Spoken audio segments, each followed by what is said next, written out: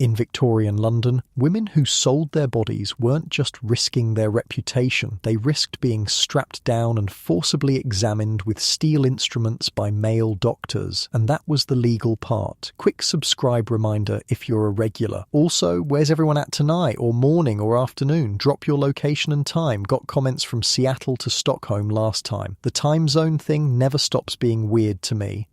So we're going back to Victorian London tonight, but hold on, get yourself comfortable first. I mean it. Fix your pillows, grab that blanket. This one's worth settling in for.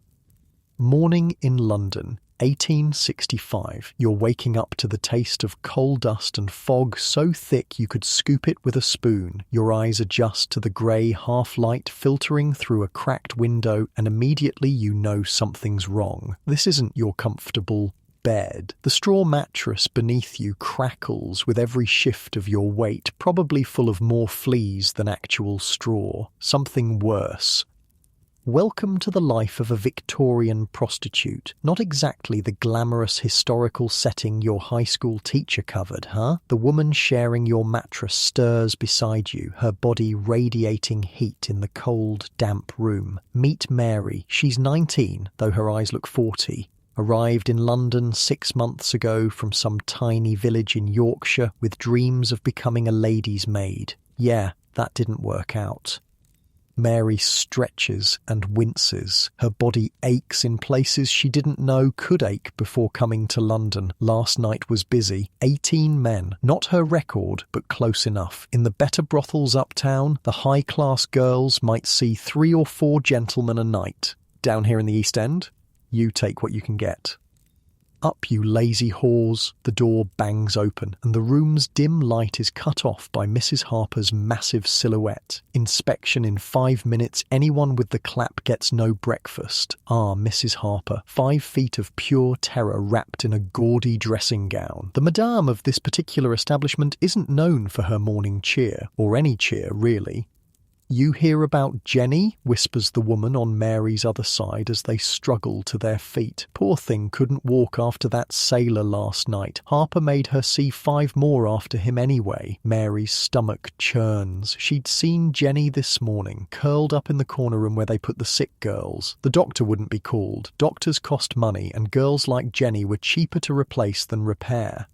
I spent way too long researching Victorian brothels for this story. Like, I had to clear my browser history afterward, and now I'm definitely on some watch list. But here's what I found that surprised me. These brothels weren't hidden away. They operated pretty much in plain sight, especially in certain neighbourhoods. And get this, there were actually more brothels than schools in London during this period. Not exactly the prudish Victorians from your history books, right? Mary shuffles with the other girls, 12 in total, into the inspection room. It's really just a kitchen table where Mrs. Harper checks them for obvious signs of disease each morning. The smell of burned porridge hangs in the air, the promise of the only meal many of the girls will get until evening. "Arms up, legs apart," Mrs. Harper barks, moving down the line. You're thinking, this is how I die, with 12 half-naked women in a freezing room that smells like someone died in it, which, if we're being honest, someone probably did last winter. Let me paint you a picture of what Mary sees as she stands there, shivering. The inspection room windows face east, and weak morning sunlight filters through a yellow haze of fog and coal smoke. London's famous pea soupers, they called these fogs. So thick you could barely see your hand in front of your face. So toxic they killed thousands every year. The walls are stained yellow from decades of coal fires and tobacco. The floorboards are uneven and rotting in places, and there's a suspicious dark patch in the corner that nobody talks about. "You," Mrs. Harper jabs a finger at a red-headed girl who can't be more than 15. "You're bleeding. Get yourself cleaned up before the morning customers." But Mrs. Harper, it's not "I'm just having my monthly." The slap echoes through the room. Did I ask for excuses? Men don't pay to hear your problems. They pay for a clean hole, so make sure yours is ready. Like I said, Mrs. Harper isn't exactly running for Mother of the Year. I found this journal entry from an actual brothel worker from the 1860s. She wrote, "Some nights I see so many men I lose count. My body feels hollow, like they've scraped out everything inside me that made me human. Kind of puts our bad days at the office in perspective, doesn't it?" In case you're wondering how Mary ended up here, her story wasn't unusual. London in the 1860s was booming. The Industrial Revolution was in full swing. People poured in from the countryside looking for work. For men, there were factories, shipyards, construction. For women, the options were limited. You could be a factory worker making about 7 shillings a week, which is roughly $30 in today's money, for 6 days of 14-hour shifts, or a seamstress hunched over by candlelight until you went blind, earning maybe 5 shillings on a good week. A shop girl, 9 shillings if you were lucky, but you needed good moral character for that job, which meant if the boss found out you weren't a virgin, you were done. Or you could work in a brothel and make 7 shillings in a single night.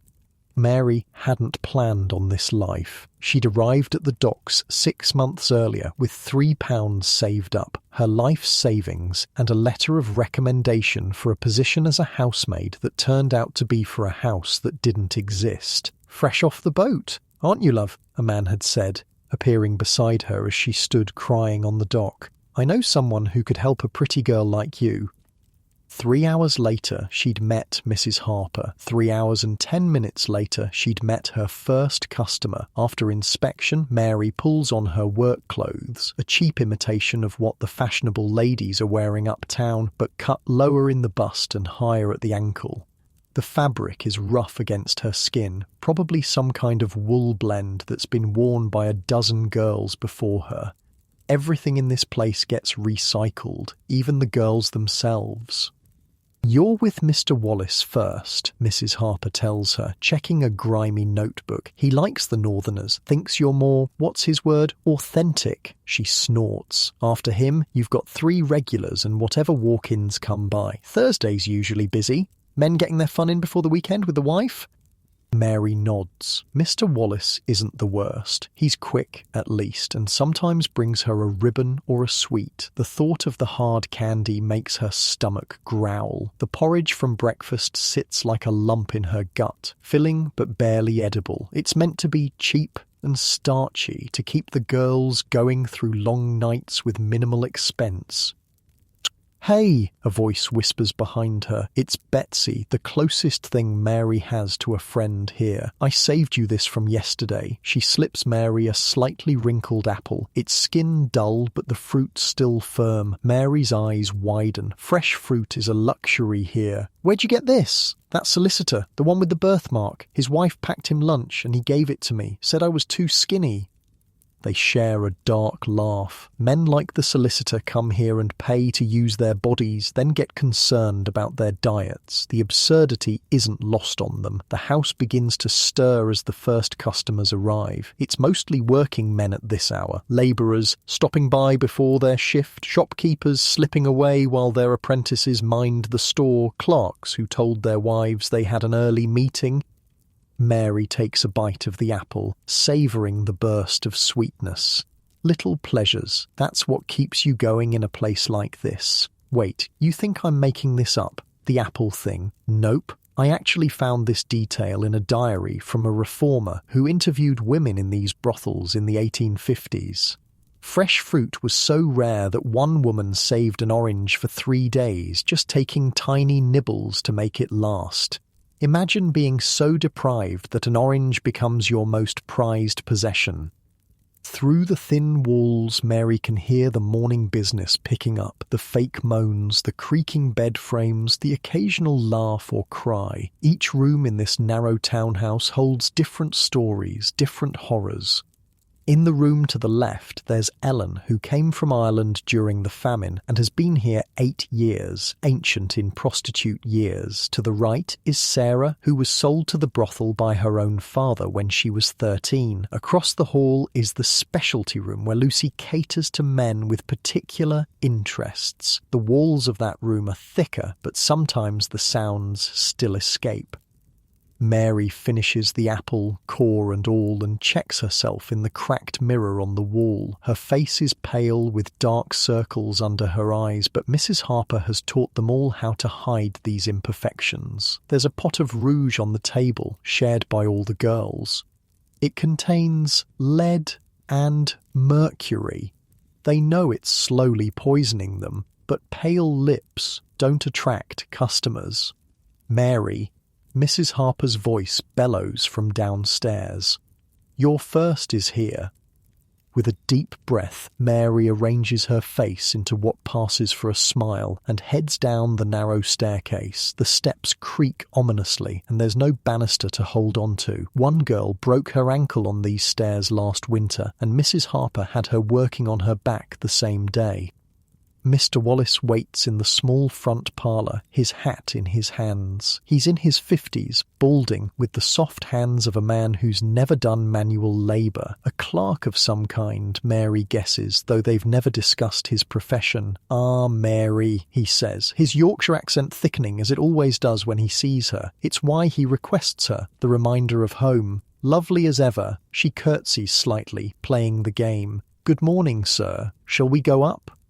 In your cosy modern bed, with your clean sheets and your privacy, it's almost impossible to imagine what came next. The mechanical nature of it, the disconnection Mary feels from her own body, like she's floating somewhere near the ceiling, watching someone else go through the motions. Mr. Wallace is indeed quick today. 15 minutes later, he's straightening his collar and pressing 2 shillings into her palm, the usual fee plus a small tip. "You're a good girl, Mary," he says, patting her cheek. A good girl. If her mother could see her now. Once he's gone, Mary has 17 minutes before her next appointment. Just enough time to use the shared basin to wash, to fix her hair, to pretend she's someone else for a moment. This was the reality for tens of thousands of women in Victorian London, not the glamorous courtesans you might see in movies draped in silk and entertaining dukes. Those existed too, the high-class prostitutes who might see one wealthy client a night in luxurious surroundings. But for every one of those, there were hundreds of Marys working in cramped, disease-ridden brothels or walking the streets.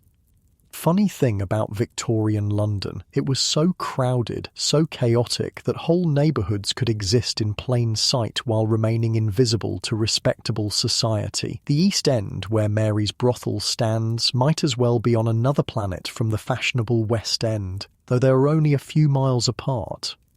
In the afternoon, after 6 more men, a quick mental calculation tells you that's 7 so far today, and the evening rush hasn't even started. Mary gets a rare hour of freedom. Mrs. Harper allows the girls short excursions, partly as a reward, partly because men sometimes like to pick up women on the street rather than visit a brothel directly. Mary wraps herself in her shawl, the early spring air still carrying winter's bite. The streets of Whitechapel teem with life, vendors hawking everything from hot eels to second-hand boots, children darting between legs on mysterious errands, men and women of every description going about their business. "Oi, Mary," calls a familiar voice. It's Tom, a street vendor who sells roasted chestnuts in winter and fruits in summer. "Looking peaky today, love? Have one on me." He tosses her a small, wrinkled apple, similar to the one Betsy gave her. Mary catches it with a genuine smile. "Thanks, Tom. How's business?" He shrugs expressively. "Can't complain. Well, I could, but who'd listen?" These small interactions, Tom, the baker who sometimes slips her a stale roll, the seamstress who fixes her dresses for free, they're what keep Mary tethered to humanity, reminders that not everyone sees her as just a body to be used. She wanders toward the Thames, the great river that bisects London like a dirty brown snake. The smell hits her before she sees it, a putrid mixture of sewage, industrial waste, and things better not contemplated. Still, it's oddly peaceful here, watching the boats navigate the churning waters. A young woman stands at the edge of a pier, looking down into the murky depths. Something in her stance makes Mary pause. The woman sways slightly, leaning forward. "Miss," Mary calls, moving closer. "Are you all right?" The woman turns, and Mary sees she's hardly more than a girl, perhaps 17. Her eyes are red-rimmed, her clothes decent but worn. "What's it to you?" she asks, but there's no venom in it, just exhaustion. "Nothing," Mary admits. "Just... it's not worth it. Whatever it is." The girl laughs, a hollow sound. "Easy for you to say. You've got work." Her gaze flicks over Mary's attire, the slightly too bright colours that mark her profession. "This kind of work you don't want," Mary says quietly. For a moment, they stand in silence. Two women on the edge, one of the river, both of society. "I lost my position," the girl finally says. "Housekeeper found a letter from my sweetheart, said I was morally unfit to serve in a respectable household." She kicks a pebble into the water. 3 years I worked there, never a complaint. But one letter?" She trails off. Mary wants to walk away. She really does. Mrs. Harper would skin her alive if she brought home another stray. But she remembers her first day in London, how close she came to this same pier, this same decision.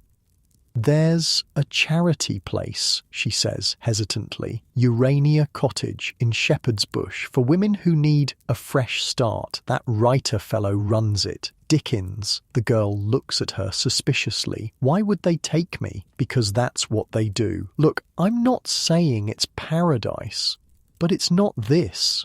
Mary gestures to the river. "And it's not what I do either." You know what's wild? Charles Dickens really did run a home for fallen women called Urania Cottage. He worked with a philanthropist named Angela Burdett Coutts, and they tried to rehabilitate prostitutes and teach them skills so they could find other work. I read Dickens' actual letters about it. He interviewed every woman personally and used their stories in his novels. The dude was problematic in many ways, but he did try to help. The girl seems to consider this. Finally, she steps back from the edge. "Shepherd's Bush, you said?" Mary nods. "Ask for Miss Morley. Tell her..." She hesitates. "Tell her Mary from Mrs. Harper's sent you. It's a small thing, this intervention. One girl saved from the river today doesn't change the system that will push another to the same spot tomorrow. But in a life where Mary has so little control, these tiny choices matter." As she watches the girl walk away, Mary realizes she's going to be late. Mrs. Harper doesn't tolerate lateness. The punishment will be extra clients tonight, which means less sleep, which means looking worse tomorrow, which means attracting lower-paying customers, which means it's a vicious cycle that's nearly impossible to break. She hurries back through the crowded streets, dodging carriages and costermongers' carts. London in 1865 is a city of extremes, extreme wealth and extreme poverty, often on the same street. As Mary passes from Cheapside to Spitalfields, the buildings grow shabbier, the smells more pungent, the faces harder. A police officer watches her from a corner, his expression a mixture of contempt and interest. The police generally leave brothels alone. Many officers are regular customers after all, but they enjoy reminding women of the town of their precarious status. "Afternoon, officer," Mary says, keeping her eyes down as she passes. "Bit early to be working, isn't it?" he calls after her. She doesn't respond. Engaging would only encourage him, and she can't afford trouble. Not with the new laws being discussed in Parliament. She's heard whispers about something called the Contagious Diseases Act, which would give police the power to arrest any woman they suspect of prostitution and force her to undergo medical examination. The thought makes her shudder. Unlike your snug bed at home, Mary has no true safe space. Even her room at the brothel offers only the illusion of privacy. Mrs. Harper has been known to bring customers in while girls are sleeping if business is particularly good. The streets are dangerous. The police are threats, not protectors. There is nowhere in London where Mary can truly rest.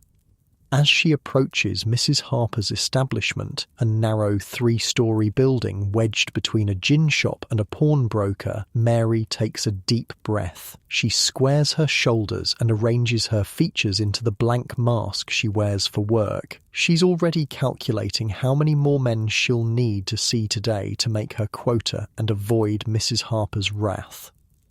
Inside, the house is busy. A group of sailors on shore leave has arrived, and the parlour is full of loud voices and laughter. Mrs. Harper spots Mary immediately. "Where the bloody hell have you been?" she hisses, grabbing Mary's arm with fingers like talons. "I've got men waiting and not enough girls." "Sorry, Mrs. Harper, I lost track of time."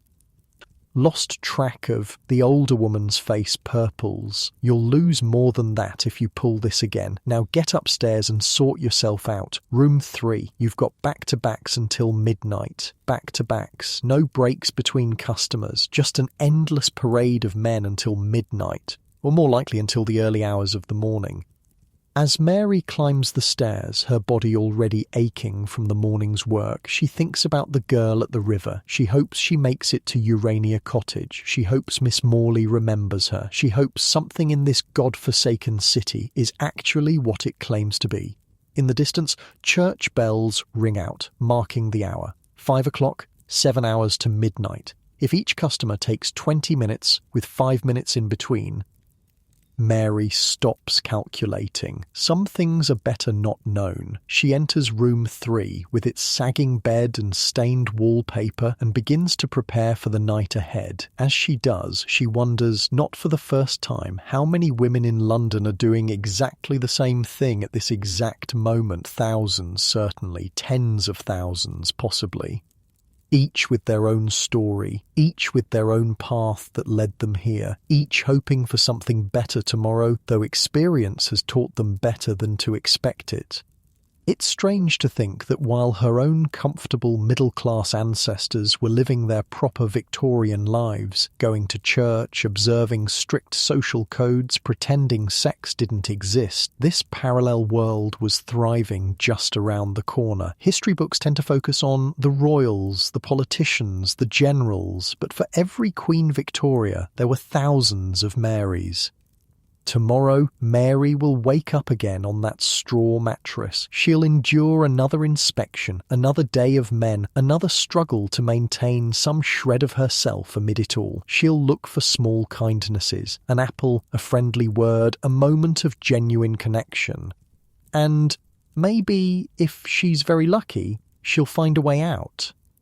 But tonight, as you lie in your comfortable bed with your soft pillows and clean sheets, warm and safe and free to make your own choices, spare a thought for Mary and all the women like her. Their stories deserve to be told too. Unlike your cosy bed and peaceful night ahead, Mary's evening is just beginning. A heavy tread on the stairs tells her the first sailor has arrived. The first night Mary arrived at Mrs. Harper's establishment, she didn't sleep a wink. Not because of the noise, though God knows there was plenty of that. Not even because of the men. There had been 3 that first night, each one a blur in her memory. No, she stayed awake because she was afraid of the other girls. "Fresh meat," one had whispered as Mrs. Harper showed Mary to her bed. Really just a corner of a mattress shared with 2 others. Wonder how long this one'll last. The memory surfaces as Mary prepares for her next customer, the second sailor of the evening. She washes quickly in the basin of tepid water, the same water the last 5 girls have used. The trick, she's learned, is to skim from the top and avoid stirring up whatever's settled at the bottom. 6 months ago, such a thought would have horrified her. Now it's just another Tuesday. Or is it Wednesday? The days blend together in this place. A knock at the door, too soft to be Mrs. Harper. Or Mary? It's Betsy, her red hair wild around her face. That sailor's asking for Lucy, but she's still with the old colonel. Harper says you're to go down instead. Mary nods, pinching her cheeks to bring some colour to them. "Thanks, I owe you." Betsy snorts. "We all owe each other in this place." You're probably wondering why Mary doesn't just run away. Good question. I wondered the same thing when I was researching Victorian prostitutes. I mean, they weren't chained to the beds or anything, but the reality was way more complicated. First off, where would she go? London in the 1860s wasn't exactly brimming with opportunities for single women. Second, most brothel girls were deeply in debt to their madams. See, Mrs. Harper charged the girls for everything. Their room, their food, their clothes, even the rouge they wore. At extortionate rates, of course. So even though Mary might earn 7 shillings in a night, after Mrs. Harper took her cut and added on her expenses, Mary might only see a few pence. It was a system designed to keep them trapped. Pretty messed up, right? The sailor waiting in the parlour is young, maybe 20, with sunburned cheeks and nervous hands. When he sees Mary instead of Lucy, his face falls briefly before he recovers. "Evening, miss," he says, clutching his cap. "Tom Baker." "Mary," she replies, though he didn't ask. Names aren't particularly important in these transactions. "Shall we go up?" He follows her, his boots heavy on the creaking stairs. Room 3 is technically occupied, so she leads him to the end of the hall, to the smallest room, barely more than a closet, with a narrow bed squeezed inside. It's where the new girls usually work, but Lucy has seniority. "First time?" Mary asks, seeing how he hovers uncertainly in the doorway. "That obvious?" He grins sheepishly. "The lads all chipped in, said I couldn't call myself a proper sailor without, you know." She does know. She sees dozens of Toms every month, young men propelled by peer pressure and curiosity. Some are rough, thinking they need to prove something. Others, like this one, are almost endearingly clueless. "Well then," she says, managing a smile that doesn't reach her eyes, "let's make sure you get your money's worth. I'll spare you the details of what happens next, but I will tell you this. While it's happening, Mary is thinking about the room she grew up in back home, the patchwork quilt her mother made, the view of the hillside from her window, the smell of bread baking, little mental escapes. That's how most of the women survive this work. They go somewhere else in their heads. Okay, I feel like I need to address something here. You're probably thinking, wow, this is dark. And yeah, it is, but I'm not making this stuff up or exaggerating for effect. When I was researching Victorian prostitution, I was genuinely shocked by how brutal it was. These women's lives were incredibly hard, and yet history has mostly erased them or turned them into either punchlines or moral cautionary tales. So, while this isn't exactly cheerful bedtime material, I think their stories deserve to be told honestly. Afterward, Tom the sailor leaves 2 shillings, the standard rate, and a mumbled thanks. Mary straightens her dress, fixes her hair, and heads back downstairs for the next customer. The night is still young. Mrs. Harper intercepts her at the bottom of the stairs. "Not so fast. I need to talk to you." Mary's stomach tightens. Conversations with Mrs. Harper rarely end well for anyone. The madame leads her into the small office off the main parlour. It smells of stale tobacco and cheap perfume. Mrs. Harper settles her considerable bulk into a chair behind a cluttered desk and gestures for Mary to sit on the stool opposite. "You've been here, 6 months now?" "Yes, ma'am, just about." "And you've learned the trade well enough. Not top-shelf quality, mind you, but serviceable." Mrs. Harper squints at her appraisingly. "It's time you started earning your keep properly." Mary blinks. "I've been meeting my quotas." "Barely. And you've still got that debt to work off. Your room and board, the dresses I provided, the doctor that one time. It's a familiar conversation. The debt never seems to get smaller, no matter how many men Mary services." Mrs. Harper reaches into a drawer and pulls out a small glass bottle. "Starting tonight, you take a spoonful of this before you go to work. Keeps the babies away." Mary stares at the murky liquid. She's heard of such concoctions. Herbs, chemicals, who knows what else. Some of the girls say they work. Others ended up doubled over in pain, bleeding for days. And, Mrs. Harper continues, you start taking specialty customers. The knot in Mary's stomach tightens further. Specialty customers pay more, but they want things the regular girls don't provide. Things that leave bruises, or worse. "I don't think I wasn't asking, girl." Mrs. Harper's tone hardens. "Lucy's moving up to the West End house next week. Someone's got to take her place, and you've got the right look. Young enough to seem innocent, old enough it's not troublesome. You'll get an extra shilling per specialty?" Half of that comes to me, of course. Of course. Back in your comfortable bed, it's probably hard to imagine what Mary's feeling right now. The crushing weight of knowing things are about to get worse, not better. The lack of any real choice in the matter. The desperate calculation of whether this new arrangement will at least help her pay off her debt faster. Mary takes the bottle reluctantly. Yes, Mum. Good girl. Now, I've got a gentleman arriving at 9 who's paid for something special. I'll send him up to the Red Room. You be there, ready by 8:30. The Red Room. Even the name makes Mary's skin crawl. It's on the top floor, away from the regular rooms, with thick walls and strange implements hanging on them. What kind of specialty does he want? Mrs. Harper's smile doesn't reach her eyes. He likes to play schoolmaster, discipline and all that. Bring tears if you can. He pays extra for those. When Mary returns to her shared room to prepare, she finds Betsy already there, applying rouge to her cheeks. Harper's moving me to specialties, Mary says quietly, sitting on the edge of the mattress. Betsy pauses, the rouge pot hovering mid-air. Already? Must be desperate with Lucy leaving. She sighs. Which ones? Or schoolmaster tonight. Don't know about the rest yet. Could be worse. The schoolmaster types usually just want to lecture and spank a bit. It's the quiet ones you have to watch for. Betsy resumes applying her makeup. I had a judge last week, wanted to sentence me for my crimes. Made me beg for mercy and everything. Mary shudders.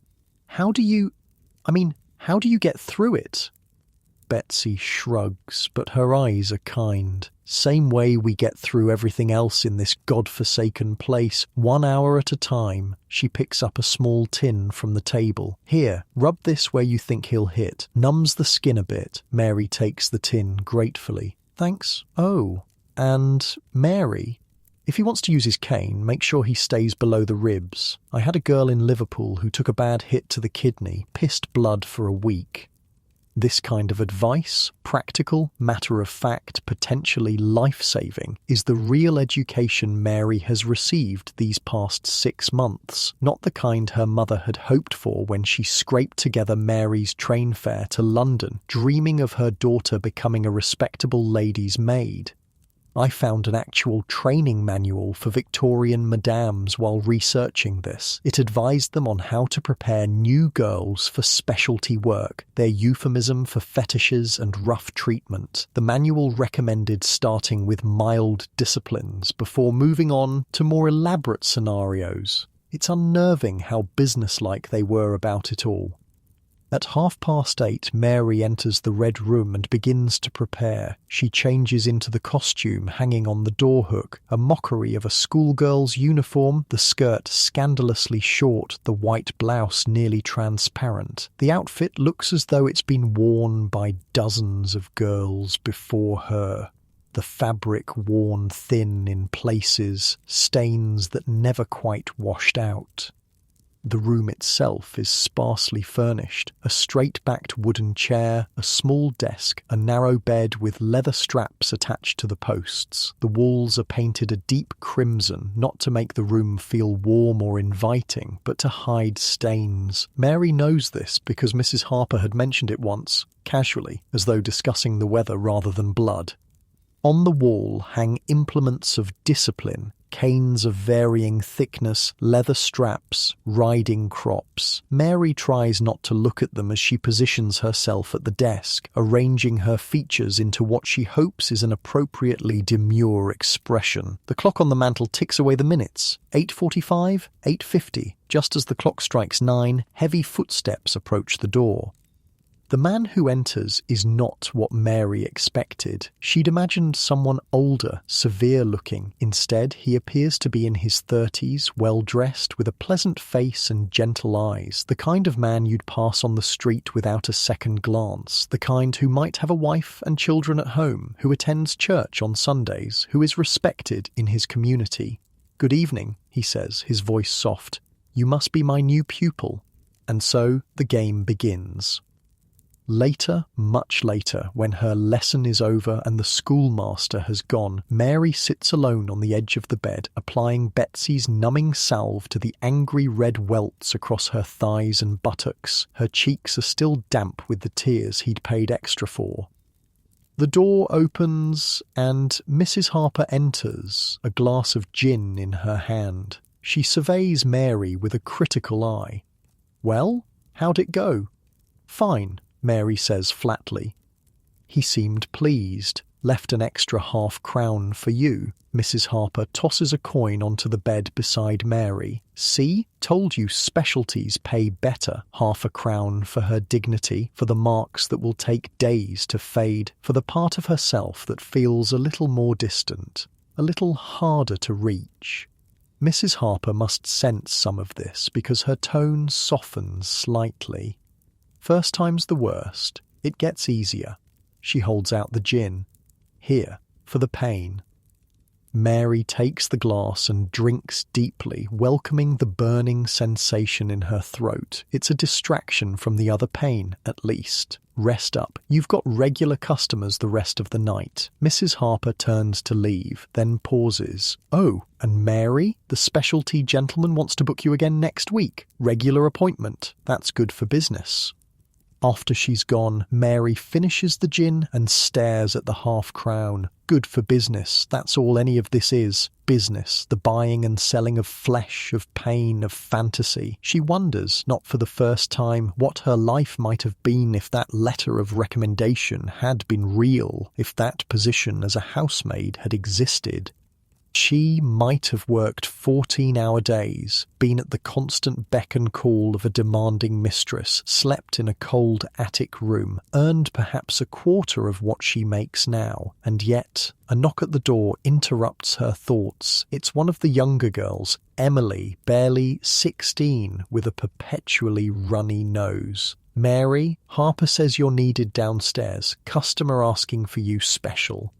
"Tell her I'll be right down." Mary hides the half-crown in the small cloth pouch she keeps sewn into her corset alongside her other meagre savings. Then she washes her face, reapplies her rouge, and puts on a clean dress. The customer waiting in the parlour is a regular, Mr. Peterson, a middle-aged banker who visits once a week, always requesting Mary if she's available. He likes to talk, mostly. Sometimes they don't even get to the physical part until his time is nearly up. Mary suspects he's lonely, though he mentions a wife and children in his rambling conversations. "Mary, my dear," he exclaims when he sees her, rising from his chair. "Lovely as always." "Good evening, Mr. Peterson," she says, mustering a smile. "Shall we go upstairs?" As they climb the stairs to her regular room, Mary realizes she's grateful for Mr. Peterson tonight. After the schoolmaster, his gentle, almost tentative approach will be a relief. He'll want to talk about his week, his troubles at the bank, his wife's latest ailment. He'll ask Mary about her life, and she'll tell him pleasant fictions about her aspirations to save enough to open a small shop someday. They both know it's unlikely, but it's a comfortable pretense. This is another survival strategy in the brothel, cultivating regulars, steady customers who request you specifically, who treat you with some modicum of respect, who aren't violent or diseased. It's not friendship exactly, but it's something close to human connection in a place where such things are rare. In their profession, the girls talked about regulars versus casuals. Regulars might get small concessions, a few extra minutes, a bit more conversation, perhaps even genuine smiles. Casuals got the bare minimum, the physical act they paid for, performed as quickly and efficiently as possible. Hold up, let me tell you something wild I found in my research. There were actually guidebooks published for men about London's brothels, like Yelp reviews but for sex work. They'd list the brothels by area, describe the women, and even give prices. One called The Man of Pleasure's Companion from 1865 rated prostitutes using a 5-star system. I kid you not. Victorian bros were basically leaving reviews like, "Good service, would recommend 4 5 stars." As Mary leads Mr. Peterson to her room, they pass the doorway to the shared sleeping quarters. Inside, several off-duty girls are crowded around something, their voices excited. "What's that about?" Mr. Peterson asks curiously. "I'm not sure," Mary says. "Let me check." She pokes her head into the room. "What's all the fuss?" Betsy looks up, her face flushed with excitement. "Look what Ellen got from her ship captain." She holds up a small paper-wrapped package. "Real tea from China, not the floor sweepings Harper gives us. It's such a small thing, this package of tea, but in this place, where small pleasures are the only kind to be had, it's a treasure worth celebrating." "We're going to have a proper tea party after closing," Emily says, her nose momentarily forgotten in her excitement. "Can you come, Mary?" Before Mary can answer, Mrs. Harper's voice bellows from downstairs. "If I hear one more word about that bloody tea, I'll confiscate the lot of it. Now get back to work, you lazy trollops." The girls disperse quickly, Ellen hiding the precious tea package in her mattress. Mary returns to Mr. Peterson, who's waiting patiently in the hallway. "Just a gift someone received," she explains with a forced smile. "Nothing important. But it is important. These tiny moments of joy, of camaraderie, of something approaching normal life, they're what keep the girls from ending up like the young woman Mary met at the river. They're air pockets in a drowning existence." Mr. Peterson's session goes as expected, more talking than anything else. He seems distracted tonight, mentioning problems at the bank, worries about his position. Mary makes sympathetic noises at appropriate intervals. This too is part of the job, being whatever the customer needs you to be: lover, confessor, therapist, punching bag. After he leaves, Mary has 2 more customers, quick, forgettable encounters that blur together in her memory almost as soon as they're over. By the time midnight approaches, she's seen 8 men since afternoon. Her body aches and she longs for sleep, but the night is far from over. In the cramped bathroom at the end of the hall, Mary washes quickly, using the carbolic soap that burns her skin, but that Mrs. Harper insists helps prevent disease. The mirror above the basin reflects a face Mary sometimes struggles to recognize as her own. Pale despite the rouge, eyes too old for her years, lips set in a permanent half-smile that never reaches those eyes. She thinks about the specialties Mrs. Harper has planned for her, about the red room and its implements, about how much more her body can endure before it simply gives out.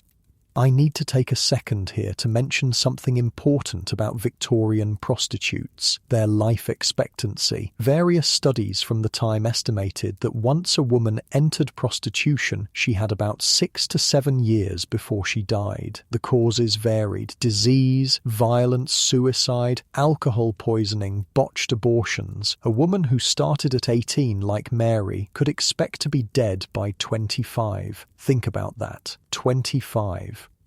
Compare that to your life expectancy, lying comfortably in your bed. The average person today can expect to live into their 80s. These women were lucky to see their mid-20s. Back in the shared bedroom, during a rare, quiet moment between customers, Mary finds Betsy sitting on their mattress, sewing a torn seam in one of her work dresses.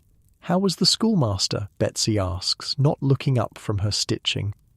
"About what you said. Lectures, spanking, tears on demand." Mary sits beside her, wincing slightly as her bruised flesh meets the hard mattress. "Harper says he wants to book me regular." "That's good. Regulars are safer." Betsy bites off a thread. "I've got 3 now, the judge. A vicar, if you can believe it, and an old army colonel who mostly just wants to look.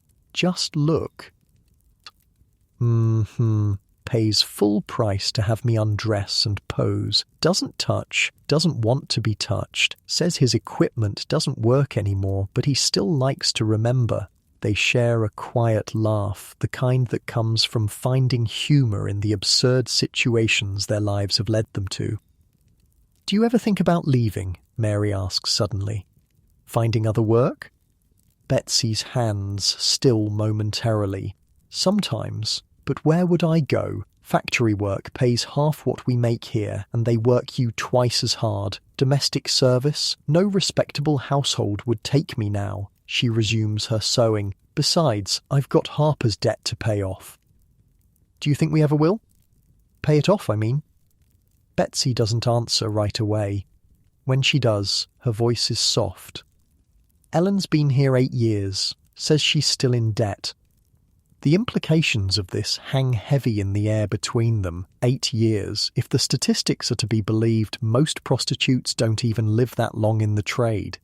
There was a girl here before you, Betsy says after a while. Annie, sweet thing, couldn't have been more than 17. She kept a notebook writing down every penny Harper charged her, every penny she earned, trying to prove the debt was paid. Betsy's voice drops to a whisper. They found her in the Thames. Harper burned the notebook. Mary feels cold despite the stuffy air of the room. I met a girl at the river today. She was going to jump. Did she? No. I told her about Urania Cottage. Betsy looks up surprised. You think that place is real? Not just another brothel with a fancy name to trick girls? I heard it's run by Charles Dickens, the writer. Humph. Men always wanting to save us after they're done using us. Before Mary can respond, the door bangs open. It's Mrs. Harper, her face flushed with alcohol and irritation. There you are, got a gentleman downstairs asking for a northerner. Mary, you're up. As Mary rises to answer the call, Betsy catches her hand briefly. Be careful and save me some of that tea for later. Mary nods, squeezing Betsy's hand in return. Then she straightens her dress, fixes her smile in place, and heads downstairs to meet customer number 9 of the day. The night is still young, and in Mrs. Harper's establishment, the work never really ends.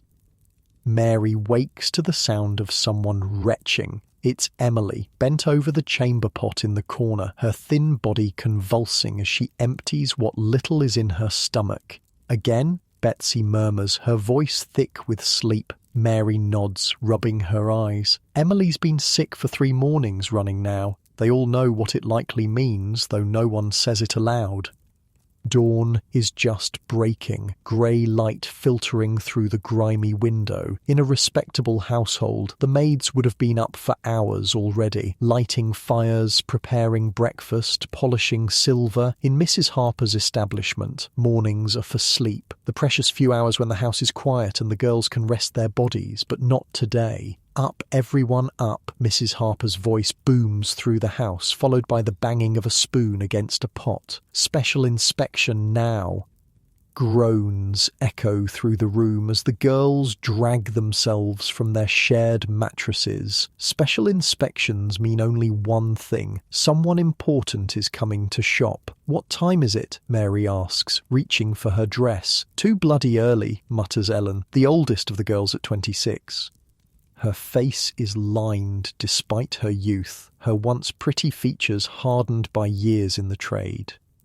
Mary's entire body aches from yesterday's work. The bruises from the schoolmaster throb dully, and a new pain has appeared in her lower back. She ignores it, as she ignores most pains these days. Pain is a constant companion in this life. Acknowledging each new ache would be like greeting every person on a crowded London street. The girls file downstairs to the kitchen, where Mrs. Harper waits with her ledger and a scowling doctor, a small ferrety man with yellowed teeth and quick hands. Line up, she orders. Dr. Winters is checking for the clap and other nasties. Anyone hiding symptoms gets a week in the cellar. The cellar. Mary suppresses a shudder. She's never been sent there, but she's heard the stories. No light, little food, rats that grow bold enough to nibble on sleeping girls. Speaking of rats, I found this wild detail in my research. In some London brothels, the rats got so comfortable around humans that they'd actually climb on the beds while people were, doing the deed. One diary mentioned a customer screaming when a rat ran across his bare back. The prostitute just laughed and said, "That's just Bertie. He lives here same as us." Dr. Winter's examinations are cursory but invasive, his breath reeking of gin despite the early hour. The girls have learned to stare at a fixed point on the wall to disconnect from their bodies during these inspections. It's the same skill they use with customers, the same mental escape. "This one's brewing something," Dr. Winters says when he reaches Emily, prodding her abdomen with stubby fingers. "Pregnant, most like." Mrs. Harper's face darkens. "You sure?" "Early days yet, but the signs are there. Morning sickness, tenderness here." He pokes Emily again, causing her to wince. 2 months, I'd wager." Emily's face crumples. A baby means no work. No work means no income. No income means deeper debt to Mrs. Harper, or worse, dismissal. And for a pregnant prostitute with no family or friends, dismissal is practically a death sentence. "Please, Mrs. Harper," Emily begins, tears streaming down her pale cheeks. "I can still work for a while, and then maybe—" "Shut it," Mrs. Harper snaps. "We'll deal with you later." She turns to Dr. Winters. "The rest? Healthy enough. That one's got a chest cough starting." He points to Betsy. "And this one?" His fingers linger on Mary's shoulder. "Some interesting bruising. Special customer." "Not your concern, doctor." Mrs. Harper hands him a few coins. "Same time next week?" After the doctor leaves, Mrs. Harper addresses the assembled girls. "Right. Got a special visitor today, Lord Pembroke's son, looking to sample the wares before deciding if he wants to be a regular patron." A ripple of interest passes through the group. Aristocracy. They don't often get nobility at Mrs. Harper's. The establishment isn't high class enough. The West End houses, with their silk sheets and French champagne, usually cater to the lords and ladies who like to slum it occasionally. "He'll be wanting to see all of you, so look your best. Ellen, help Emily clean herself up. Can't have her puking while his lordship's here. Betsy, do something about that cough. Mary," Mrs. Harper's gaze lingers on her. "The young lord has a fondness for innocence. Play up that country girl act of yours." After breakfast, watery porridge and stale bread, the house erupts into a flurry of preparation. Dresses are mended, hair is arranged, faces are painted. The limited supply of hot water becomes a precious commodity, with the girls bargaining for a share. "You can have 3 minutes if you'll lend me your blue ribbon," Mary tells Betsy. "Deal, but I want it back clean. Last time you returned it with, well, I don't want to know what that was." In the cramped room they share, Mary and Betsy help each other dress, a dance they've performed countless times before. It's intimate in a way that has nothing to do with their profession. The careful fastening of buttons, the gentle tugging of laces, the quiet murmurs of too tight and just right. "Heard anything more about Emily?" Mary asks as Betsy pins her hair. "Harper's furious, says she'll have to send her to Mother Blackwood if she can't take care of it soon."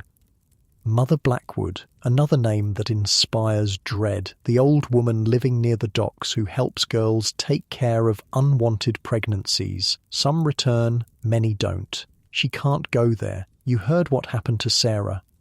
Betsy's hands still in Mary's hair. Sarah had been a friend, a girl from Manchester with a quick laugh and clever fingers for picking pockets when customers fell asleep. Mother Blackwood's ministrations had left her bleeding so heavily that even Dr. Winters couldn't stop it. They'd found her cold the next morning, the sheets soaked through. "Maybe we can help her," Mary suggests. "Pool our savings, find somewhere safer." Betsy resumes her pinning. "Maybe, but Harper would still charge her for the lost time. You know how it works." Mary does know. The brutal arithmetic of their lives leaves little room for charity or kindness. Every gesture of help comes with a cost, and they're all already drowning in debt. Their conversation is interrupted by Mrs. Harper's shout from below. "He's here places, everyone!" The young lord, whose title, they soon learn, is Viscount Halford, is a slender young man of perhaps 22, with the soft hands and clear complexion of someone who's never had to work for his supper. He surveys the girls lined up in the parlour with the same critical eye he might use to assess horses at auction. "This is all?" he asks Mrs. Harper, sounding disappointed. "Only my very best for you, my lord," she simpers. "Each one specially selected. Perhaps if you told me your particular interests?" The Viscount's gaze settles on Mary. That one, she looks untouched somehow. Mrs. Harper beams. "Ah, Mary, excellent choice, my lord. Fresh from the countryside, still has that innocent quality about her. Shall I send her up to our finest room?" "No," he says, still staring at Mary with unsettling intensity. "I want to speak with her first, alone." Mrs. Harper hesitates for only a moment before ushering the other girls from the room. "Of course, my lord. Take all the time you need." When they're alone, the Viscount gestures for Mary to sit beside him on the worn sofa. "You're not really from the countryside, are you?" Mary blinks, surprised by the direct question. "I am, actually. Yorkshire." He studies her face. "And how long have you been in this profession?" 6 months, my lord." He laughs, a sharp, unpleasant sound. "Don't call me that. Not here. It's Richard. Yes, Richard." He leans closer, and Mary forces herself not to recoil at the smell of expensive cologne mixed with stale wine. "Tell me, Mary from Yorkshire, do you enjoy your work?" It's a question customers rarely ask, and one that has no safe answer. Say yes, and she's a wanton woman deserving of whatever rough treatment he might dish out. Say no, and she risks angering both the customer and Mrs. Harper. "I enjoy pleasing others," she says carefully, the rehearsed answer they all use for such inquiries. Richard laughs again. "How diplomatic. I suppose that's better than the truth." He reaches out, tracing a finger along her jawline. "You're quite pretty, in a common sort of way. My father says I should stick to my own kind, but where's the excitement in that?" Mary remains still under his touch, her face a practiced mask of mild interest. Inside, her mind is calculating. What does he want? What role should she play? The innocent corrupted, the willing student, the secret temptress? Each customer has their own fantasy, and her job is to become whatever they desire. "Perhaps," she ventures, "you'd be more comfortable upstairs? We could talk more privately?" Richard withdraws his hand.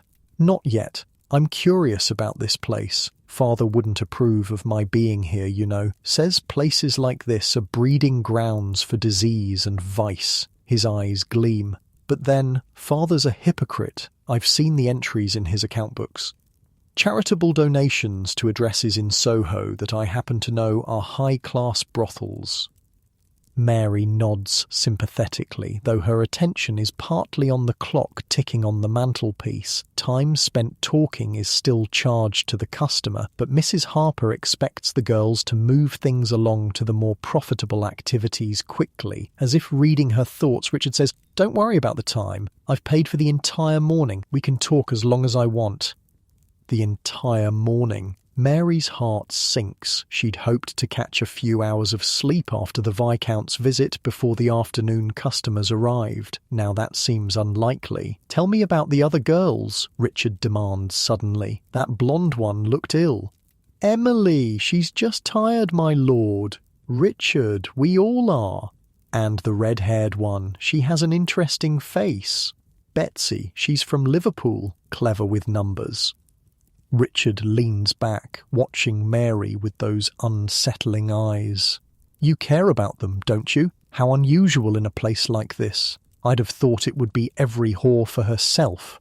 The crude word lands like a slap, though Mary's expression doesn't change. "We look after each other when we can?" Richard stands abruptly. "Show me your room, not the one they've prepared. Your actual sleeping quarters."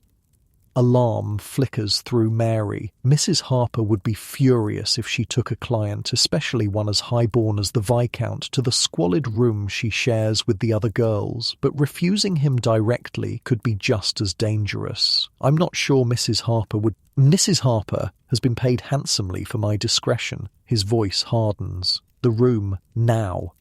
Mary leads him upstairs past the better-appointed rooms where clients are entertained to the cramped space at the end of the hall. Inside, the 3 mattresses lie on the floor, surrounded by the girls' meagre possessions, a chipped hairbrush here, a treasured ribbon there, the hidden package of tea from Ellen's sea captain. Richard surveys the room with open curiosity, picking up items and examining them before setting them down carelessly.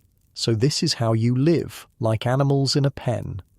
Mary says nothing, watching as he moves around the space that, despite its squalor, is the closest thing to home she has in London. And this is your bed? He gestures to the mattress where Mary's worn shawl lies. I share it, with Betsy and Emily. Share it? He looks genuinely surprised. All 3 of you? How do you sleep? However we can, on our sides, mostly. Richard sits on the edge of the mattress, testing its firmness, or rather, its lack thereof. It's lumpy. Yes. And cold, I imagine. In winter, less so now that it's spring. He pats the space beside him. Sit, please. Mary complies, maintaining a careful distance between them. The mattress sags under their combined weight, gravity pulling them slightly toward each other. Have you ever been with someone like me before? Richard asks. Nobility, you mean? Not directly. Directly? Mary chooses her words carefully. Sometimes gentlemen of rank visit Mrs. Harper's, but they usually request the more experienced girls. Richard nods thoughtfully. Then, without warning, he reaches out and takes her hand, turning it over to examine her palm. Working hands, he murmurs. Despite the rouge and powder, you can't hide these. Mary resists the urge to pull away. Her hands are indeed rough, chapped from washing in harsh soap, nails broken and uneven, calluses forming where they never existed during her country life. My mother would be horrified, Richard continues, still holding her hand. She believes people like you choose this life out of moral weakness, that you prefer vice to honest work. He looks up, meeting Mary's eyes. Is that true? Again, that impossible question. Mary takes a risk. Does it matter? You're still here. For a moment she fears she's overstepped, but then Richard laughs, a genuine sound this time. Touché, Mary from Yorkshire. Indeed I am. He releases her hand. I've decided I don't want to couple with you today. Relief floods through Mary, though she keeps her expression neutral. As you wish. Instead, I want to watch. Watch? You and the redhead, Betsy. I want to watch you together. Mary's stomach tightens. It's not an unusual request. Some customers prefer to observe rather than participate, but involving Betsy would mean splitting the fee, and Mrs. Harper would still take her full cut from both of them. Betsy might be with another customer, she says. I've already arranged it with your Mrs. Harper. She'll be up shortly. Richard settles himself more comfortably on the mattress. Don't worry. You'll both be paid. I'm not a complete cad. Before Mary can respond, the door opens and Betsy enters, her expression resigned. She's clearly been informed of the arrangement. My lord, she curtsies slightly. Richard, please. Mary and I were just discussing the sleeping arrangements in this charming room. Perhaps you could join us? I'm going to skip ahead here, past what happens next, not because I'm squeamish, but because the reality of what the Viscount asked them to do isn't something I want to dwell on. What matters is that they did it because they had no real choice. They performed for his entertainment as they'd been taught to do, and when he finally left, they didn't talk about it. Some experiences are better left unacknowledged. After the Viscount's departure, Mrs. Harper is practically giddy with satisfaction. He's paid for weekly visits, and he specifically requested both of you again. Do you know what this means? It means more money for Mrs. Harper and harder work for Mary and Betsy. But they nod and smile appropriately, playing their parts in this particular theatre. You've both earned a rest, Mrs. Harper continues, unusually generous in her good mood. Take 2 hours, then be ready for the afternoon customers. 2 whole hours of freedom. It's an unexpected luxury, and Mary intends to use every minute of it. She and Betsy retreat to their shared room, where they find Emily curled on her mattress, her face tear-stained. Harper says I have a week, she says, without preamble. Either it's gone by then, or I'm gone. Betsy sits beside her, stroking her hair. We'll figure something out. Mother Blackwood. No, Mary interrupts firmly. Not her. We'll find another way. Emily looks up, hope flickering briefly in her swollen eyes. How? Mary and Betsy exchange glances. They both know there are limited options, and none of them good, but they've also been saving. Small coins hidden in mattresses, in loose floorboards, sewn into the linings of their clothes. Not enough to buy freedom, but perhaps enough to buy a chance. Leave it to us, Betsy says. Just rest now. While Emily drifts into an uneasy sleep, Mary and Betsy sit by the window, voices lowered. I heard about a woman in Whitechapel, Betsy murmurs, midwife who helps girls in trouble, cleaner than Mother Blackwood, they say. How much? £5, from what I've heard. Mary does a quick mental calculation. Her own savings amount to just over £2. Betsy might have similar. Still not enough. The Viscount, Mary says suddenly. He paid well for today, and he wants to see us again next week. Betsy catches on immediately. If we can get Harper to give us our full share, she won't. No, but she might give us more than usual if we tell her we want to buy new dresses for the Viscount's next visit to make sure he keeps coming back. It's a risk. Mrs. Harper is many things, but stupid isn't one of them. She'll be suspicious of any request for extra money, but it might be their only chance to help Emily. Worth trying, Mary agrees, but we'll need more than what we can get from Harper. I could ask my regulars for extra, Betsy suggests. The judge is usually generous when I cry a little, and I could take on more customers in the evenings. The sailors pay less, but if there are enough of them... They're still making plans when a commotion erupts downstairs. Raised voices, something breaking, heavy footsteps on the stairs. Mary and Betsy exchange alarmed glances. This doesn't sound like regular customers. The door bursts open and Mrs. Harper appears, her face flushed with anger, and a "Police!" she hisses, "checking for underage girls. Emily, get in the hidden cupboard, now!" Emily, barely awake, is hustled to the back of the room where a false panel in the wall conceals a small space just large enough for a person to squeeze into. It's not the first time they've had to hide girls from authorities. "What about us?" Mary asks. "You're both old enough. Just keep your mouths shut and let me do the talking." Moments later, 2 policemen enter the room. One is older, his expression bored, as if this is a routine he's performed countless times. The other is younger, perhaps new to the force, his eyes darting around the room with a mixture of curiosity and disgust. "Checking for violations of the Contagious Diseases Act," the older officer announces. "Any girls here been examined recently?" The Contagious Diseases Acts were real laws passed in the 1860s that allowed police to arrest women they suspected of being prostitutes and force them to undergo invasive medical examinations. If found to have a venereal disease, they could be locked up in a hospital for months. The worst part? Men were never checked or confined, even though they were the ones spreading these diseases between multiple women. "All my girls are clean, Officer Wilson," Mrs. Harper says, her tone respectful but firm. "Dr. Winters checks them weekly, was here just this morning, in fact." "Winters," the officer snorts. "That old soak. His examinations aren't worth the paper they're written on." He gestures to Mary and Betsy. These two look healthy enough, I suppose. The younger officer steps forward. What about the rest? We had reports of a dozen women working here. Exaggerations, Mrs. Harper says smoothly. I run a respectable house, just these two and a couple more who are out running errands. The young officer seems about to argue when a call comes from downstairs. Wilson, got something you should see, the older officer sighs. Stay here, he orders, before heading back downstairs, his colleague following reluctantly.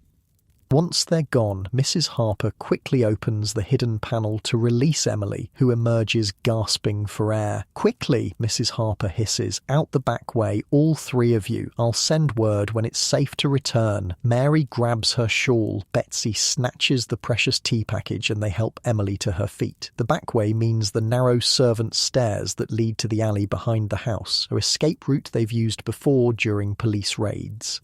What did they find downstairs? Mary asks as they hurry down the cramped staircase. Nothing good, I'd wager, Betsy replies grimly. Maybe Lucy's sister finally arrived. Lucy's sister. Mary had almost forgotten. Lucy had mentioned a younger sister coming to London looking for work.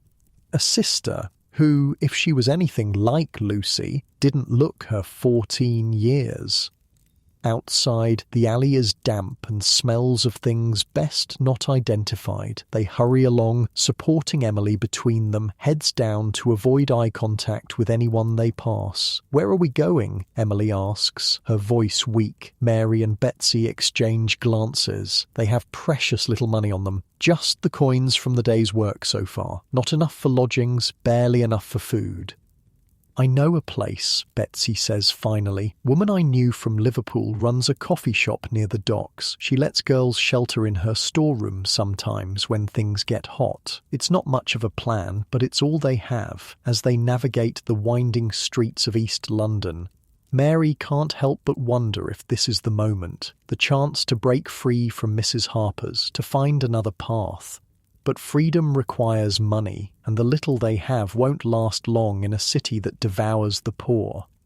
For now, though, they're together, three women against the world, bound by circumstance and something approaching friendship. In the brutal calculus of their lives, that counts for something. The coffee shop, when they reach it, is little more than a hole in the wall, a narrow storefront, wedged between a butcher's and a pawnbroker's. Inside, it smells of burnt coffee beans and old grease, but it's warm and relatively clean. The woman behind the counter, stout, grey-haired with knowing eyes, takes one look at them and gestures toward a curtained doorway at the back. Trouble at Harper's? Betsy nods. Police? Usual sort or something worse? Not sure yet. The woman sighs. Storeroom's yours till closing, then we'll see. As they settle Emily on a makeshift bed of empty coffee sacks, Mary thinks about the Viscount, about Mrs. Harper, about the police officers who might or might not discover Lucy's underage sister. She thinks about the midwife in Whitechapel who might be able to help Emily if they can scrape together enough money. Mostly, though, she thinks about tomorrow and the next day and all the days after that, days that will likely be filled with the same struggles, the same dangers, the same desperate calculations about how to survive until nightfall. This is the reality of life for women like Mary in Victorian London, not the romanticised version seen in movies or the sanitised version taught in history classes, the raw, unfiltered truth of what it meant to be poor, female, and with few options in a society that valued women primarily as wives, mothers, or objects of desire. But they endure. They find ways to survive, to maintain some shred of humanity in inhuman conditions. They build connections, share resources, protect each other when possible, and sometimes, just sometimes, they find moments of genuine peace, like now, as the three women huddle together in the dimly lit storeroom, sharing the last of Ellen's precious tea, brewed weak to make it stretch further. To better days, Betsy whispers, raising her chipped cup. To better days, Mary and Emily echo, though none of them quite believe such days will ever come. 3 days pass before word comes from Mrs. Harper that it's safe to return. The message arrives via Tom, the chestnut seller, who finds Mary at the docks where she's been helping unload fish in exchange for a few pennies and the occasional damaged catch too poor to sell but good enough to eat. Harper says all clear, Tom tells her, glancing around to make sure no one's listening. Police gone, but she's asking after Emily Special. Mary's stomach tightens. Did she say why? Tom shrugs. Just that she needs to see her urgent like. That doesn't sound good. Mary wipes her fish-scaled hands on her already filthy apron and thanks Tom with a worn penny. More than she can afford, but information is its own currency in these streets. She finds Betsy and Emily at the coffee shop where they've been earning their keep by washing dishes and scrubbing floors. Emily looks worse than before. Her face is gaunt, her eyes hollow. The morning sickness has been relentless. Harper wants us back, Mary tells them quietly. Specifically asked for Emily. Betsy's expression darkens. That can't be good. Maybe she's changed her mind, Emily suggests, a flicker of hope in her tired eyes. Maybe she'll let me stay, baby and all. Mary and Betsy exchange glances. They both know better than to expect mercy from Mrs. Harper. In the 3 days they've been gone, they've managed to scrape together almost £3 between them. Still not enough for the Whitechapel midwife, but getting closer. We could run, Mary suggests, not for the first time. Find work in another city, Brighton, maybe, or Manchester. With what money? Betsy asks practically. Train fare for 3 would take everything we've saved. And who'd hire us? We've got no references, no respectable clothes. She's right, and they all know it. The path to escape is narrow and fraught with dangers of its own.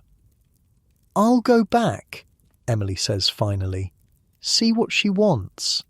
Maybe it won't be so bad. Mary squeezes her hand. We'll all go back. Together. Speaking of sticking together, I feel like I should point out something important about Victorian prostitutes that often gets overlooked. Despite the brutal competition and hard conditions, many of them formed tight-knit communities. They looked out for each other, shared resources, warned each other about dangerous clients. In a world where society had essentially abandoned them, they created their own support systems. It wasn't perfect, but it was something. The return to Mrs. Harper's is tense. The neighbourhood seems unusually quiet, with fewer girls visible on the street corners. The recent police presence has driven much of the trade indoors or to other areas. Mrs. Harper herself opens the door when they knock, a rare occurrence that immediately puts Mary on edge. The madame's expression is unreadable as she ushers them inside. About time, she says, her voice oddly controlled. You've cost me business, disappearing like that. The police, Betsy begins, left the same day. You could have been back earning your keep instead of whatever gutter you've been sleeping in. Mrs. Harper's gaze fixes on Emily. You, my office, now. Emily throws a frightened look at Mary and Betsy before following Mrs. Harper down the hall. The door closes firmly behind them. I don't like this, Mary murmurs. Me neither, Betsy agrees. But what can we do? What indeed? The brutal reality of their situation is that they have precious little agency. Mrs. Harper holds all the power. Their debt, their lodging, their very survival in this city depends on her whims. While they wait, Mary takes stock of the house. It seems quieter than usual, with fewer girls visible. Lucy is nowhere to be seen. Neither is her rumoured underage sister. Where is everyone? She asks one of the younger girls, who scurries past with a bundle of soiled sheets. Half the girls got taken for inspection, the girl replies, barely slowing. Under the new act, Lucy's sister got shipped back to her parents, and Mrs. Harper's been in a right state, saying we're all going to have to work double to make up for lost income. The new act, Mary's heard whispers of it, the Contagious Diseases Act, they call it, supposedly designed to control the spread of venereal diseases among military men by examining and treating infected prostitutes. In practice, it gives police unprecedented power to detain any woman they suspect of being a prostitute and force her to undergo invasive examinations. Before Mary can ask more questions, a sharp cry echoes from Mrs. Harper's office. Without thinking, she rushes toward the sound, Betsy close behind. They burst through the door to find Emily backed against the wall, her hand covering her mouth, while Mrs. Harper stands menacingly close. "What's going on?" Mary demands. Mrs. Harper turns, her face flushed with anger. "None of your business. Get out." "She's our friend," Betsy says firmly. "We're not leaving her."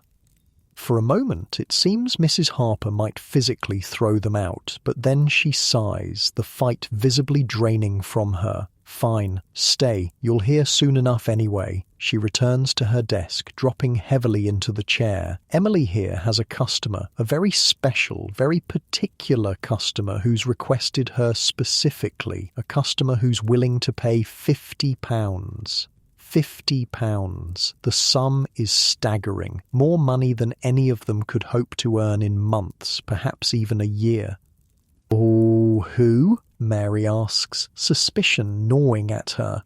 "Duke of Montgomery, or his agent more precisely. The Duke has particular tastes, likes his women pregnant. The more visibly, the better." Emily's hand moves instinctively to her still flat abdomen, "but I'm not showing yet." "You will be by the time he wants you. He's booked you for 3 months from now, with regular visits as you progress." Mrs. Harper's smile is cold. "Congratulations, Emily. You've just become the most valuable girl in this house." The implications sink in slowly. Emily won't be sent away. She won't need the Whitechapel midwife. Her pregnancy, far from being a liability, has suddenly become an asset. But the cost? "And after?" Betsy asks, voicing what they're all thinking. "After she has the baby?" Mrs. Harper shrugs. "That's months away. We'll cross that bridge when we come to it." Which everyone in the room knows means Emily will likely be back to regular work as soon as physically possible. And the baby? Well, unwanted babies in places like this tend to disappear one way or another. "I want to keep it," Emily says suddenly, her voice stronger than Mary's heard it in days. "Whatever happens, I want to keep my baby." Mrs. Harper laughs, a harsh sound with no humour in it. "And how exactly do you plan to do that? Bring it to work with you? Rock the cradle between customers?" "I'll figure something out," Emily insists. "But that's my condition. I'll see this Duke, do whatever he wants, but the baby stays with me after." It's a bold demand from someone with so little power. Mary holds her breath, waiting for Mrs. Harper's explosion of rage, but it doesn't come. Instead, the Madame regards Emily with something almost like respect. "We'll see," she says finally. "If you bring in the money the Duke's promising, you'll have earned some consideration. Now all of you, get cleaned up. Regular customers will be arriving soon, and you've got income to make up." As they leave the office, Mary squeezes Emily's hand. That was brave. Emily's answering smile is tremulous but determined. "Had to try, didn't I? For the little one." It's a small victory in a place where victories of any kind are rare. But as Mary heads upstairs to prepare for the evening's work, she can't help but wonder what price Emily will ultimately pay for this temporary reprieve. I need to take a moment here to give you some context about the wider world of Victorian prostitution. See, what I've been describing so far, Mary, Betsy, Emily, and the other girls at Mrs. Harper's, they're what would have been considered lower to middle-class prostitutes. They work in a brothel, they have limited agency, they service mostly working and middle-class men.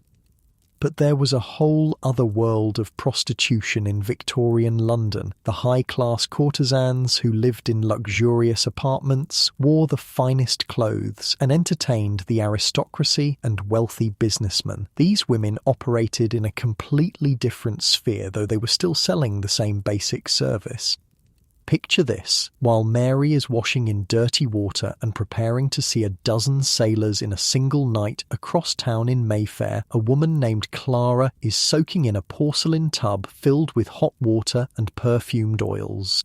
Clara is what's known as a courtesan, a high-class prostitute who serves exclusively wealthy clients. Her apartment is small but exquisitely furnished with silk curtains, a featherbed, and a wardrobe full of fashionable gowns. She sees at most 2 clients a day, sometimes only 1, and they pay handsomely for the privilege of her time. Today, Clara is preparing for a visit from Lord Westmoreland, a regular patron who pays for an entire evening of her company, dinner, conversation, and more intimate activities afterward. She's never been to Mrs. Harper's establishment, never walked the streets, never had to service man after man until she lost count. But she is still, in the eyes of society, a fallen woman. The differences between Clara's life and Mary's are vast, yet both exist within the same system. Both are vulnerable in their own ways. Clara may have silk sheets and champagne, but she is still dependent on the whims of her patrons. If her looks fade, if she contracts a disease, if she offends the wrong person, she could easily find herself in Mary's position, or worse. Meanwhile, in a private club in St. James's, several military officers are gathered around a table, passing a small book between them. The book is one of London's infamous sporting guides, essentially catalogues of available prostitutes, complete with descriptions, specialties, and locations. Heard about a new place in Shepherd's Market, one lieutenant says, flipping through the pages. Supposedly has a girl who can tie a cherry stem with her tongue. Parlour trick, dismisses an older captain. Give me an experienced woman any day. These young ones don't know what they're doing. Speaking of young, interjects a third, there's a new batch just arrived at Mrs. Jennings's place, fresh from the country, according to this. They continue their discussion, debating the merits of different establishments and women as casually as they might discuss racehorses or fine wines. For these men, prostitutes are commodities to be consumed, rated, and discarded. Wait, let me stop for a second. I need to tell you something crazy I discovered while researching this. These sporting guides were totally real. They had names like the Man of Pleasure's Guide and literally reviewed prostitutes like restaurant critics. One actual entry described a woman named Lucy as a splendid creature with the face of an angel and the body of a Venus, though somewhat marred by a slight limp from a childhood accident. They'd include prices, specialties, and sometimes even addresses. Victorian Yelp for sex workers, basically. One of the officers, a Colonel Barrett, has been quiet during this exchange. Now he speaks up. I'd be careful about those places near the docks these days. Word has it they're doing inspections under the new Contagious Diseases Act. Wouldn't want to get caught up in that mess. The others nod knowingly. The act, ostensibly created to protect military men from disease, has become a topic of much discussion in their circles. Necessary precaution, says the lieutenant. Can't have half the regiment laid up with the pox. Indeed, agrees the captain, though I hear some of the women are raising quite a fuss about it. Something about their rights. He chuckles, as if the very idea is absurd. Colonel Barrett doesn't join in the laughter. My cousin's a doctor at one of the lock hospitals, says the examinations are pretty brutal. Metal instruments, no anaesthesia, often performed by male doctors with minimal training, not to mention the stigma of being detained. They're prostitutes. Barrett, the lieutenant says dismissively. What do they expect?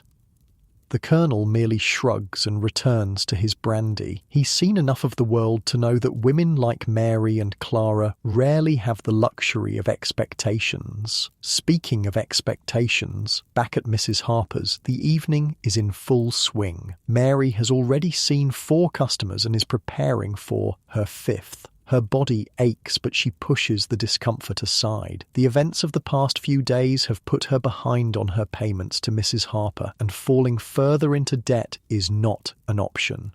As she washes between customers, a quick splash of water and a dab of perfume to mask odours, she hears the front door open downstairs and Mrs. Harper's voice raised in greeting. The tone tells her this is someone important. Mrs. Harper reserves her most effusive welcome for the highest-paying clients. Curious, Mary peeks over the banister. Standing in the hallway below is a distinguished-looking gentleman in an expensive coat, accompanied by a younger man carrying a small leather case. The older man is speaking quietly with Mrs. Harper, who nods eagerly at whatever he's saying. "Who is that?" Mary whispers to Betsy, who has emerged from her room to investigate the same commotion. "Don't know the older one," Betsy replies, keeping her voice low. "But the younger fellow with the case, that's Dr. Morris. He does inspections for the authorities under the new act." A chill runs through Mary. "Inspections? Here?" Looks that way. Harper must have finally decided to register the house officially. Probably thinks it's safer than operating under the radar now that they're cracking down. Registration meant regular, mandatory medical examinations for all the girls. It meant being officially listed as a prostitute in government records. It meant even less freedom than they already had. But before Mary can process this fully, Mrs. Harper calls up the stairs. "Mary, get down here. Special customer for you." With a quick, nervous glance at Betsy, Mary descends the stairs. Up close, the gentleman is even more imposing. Tall, with silver-streaked hair and the bearing of someone accustomed to authority. "This is Sir William," Mrs. Harper says, a note of deference in her voice that Mary has rarely heard. "He's looking for a companion for the evening, a private engagement at his club." A private engagement outside the brothel is unusual and generally reserved for the highest-paying customers. It also comes with its own risks. Being alone with a client in an unfamiliar location has ended badly for more than one girl Mary has known. "Sir William is a very respected physician," Mrs. Harper continues, clearly sensing Mary's hesitation, "and a generous patron. You'll be well compensated for your time." The man called Sir William studies Mary with clinical detachment. She appears healthy enough. "However, I'd like Dr. Morris to confirm before we proceed." Mrs. Harper nods eagerly. Of course. Mary, go with the doctor to the examination room. Sir William, perhaps some tea while you wait." The examination room is really just one of the smaller bedrooms, hastily cleared of its usual furnishings and equipped with a table and some basic medical supplies. Dr. Morris, a thin man with spectacles and nervous hands, instructs Mary to undress and lie on the table. I'll just say this, Victorian medical examinations for prostitutes weren't about healthcare, they were about control. The speculum, invented in the 1840s, became a tool of both medical examination and social punishment. Women described these examinations as instrumental rape, invasive, painful, and deeply humiliating, especially when performed by male doctors with little concern for their comfort or dignity. When the examination is complete, Mary redresses with trembling hands. Dr. Morris has been impersonal but not cruel, yet the experience leaves her feeling violated in a way that her usual work somehow doesn't. Perhaps because at least with customers, the transaction is clear. This felt like punishment simply for being who she is. "You're clean," Dr. Morris tells her, not meeting her eyes as he packs away his instruments. "I'll inform Sir William." Downstairs, Sir William receives the news with a satisfied nod. "Excellent. Then we shall proceed." He turns to Mary. "My carriage is waiting outside. I trust you have something more suitable to wear?" Mary thinks of her one good dress, saved for special occasions. "Yes, sir, I'll just fetch it." "Do hurry," he says, checking his pocket watch. "I have an engagement at 9. As Mary returns to her room to change, her mind races. Who is this man really? What does he want with her? The fee Mrs. Harper mentioned is substantial, enough to significantly reduce her debt if she receives even a fraction of it. Betsy is waiting in their room, her expression concerned.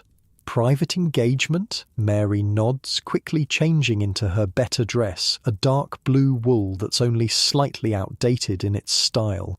Some doctor, Sir William. Betsy's eyes widen. Sir William Acton, the one who wrote that book about prostitution? I don't know. Maybe. Does it matter? Mary, he's one of the main supporters of the Contagious Diseases Act. He thinks all prostitutes are morally corrupt and mentally deficient.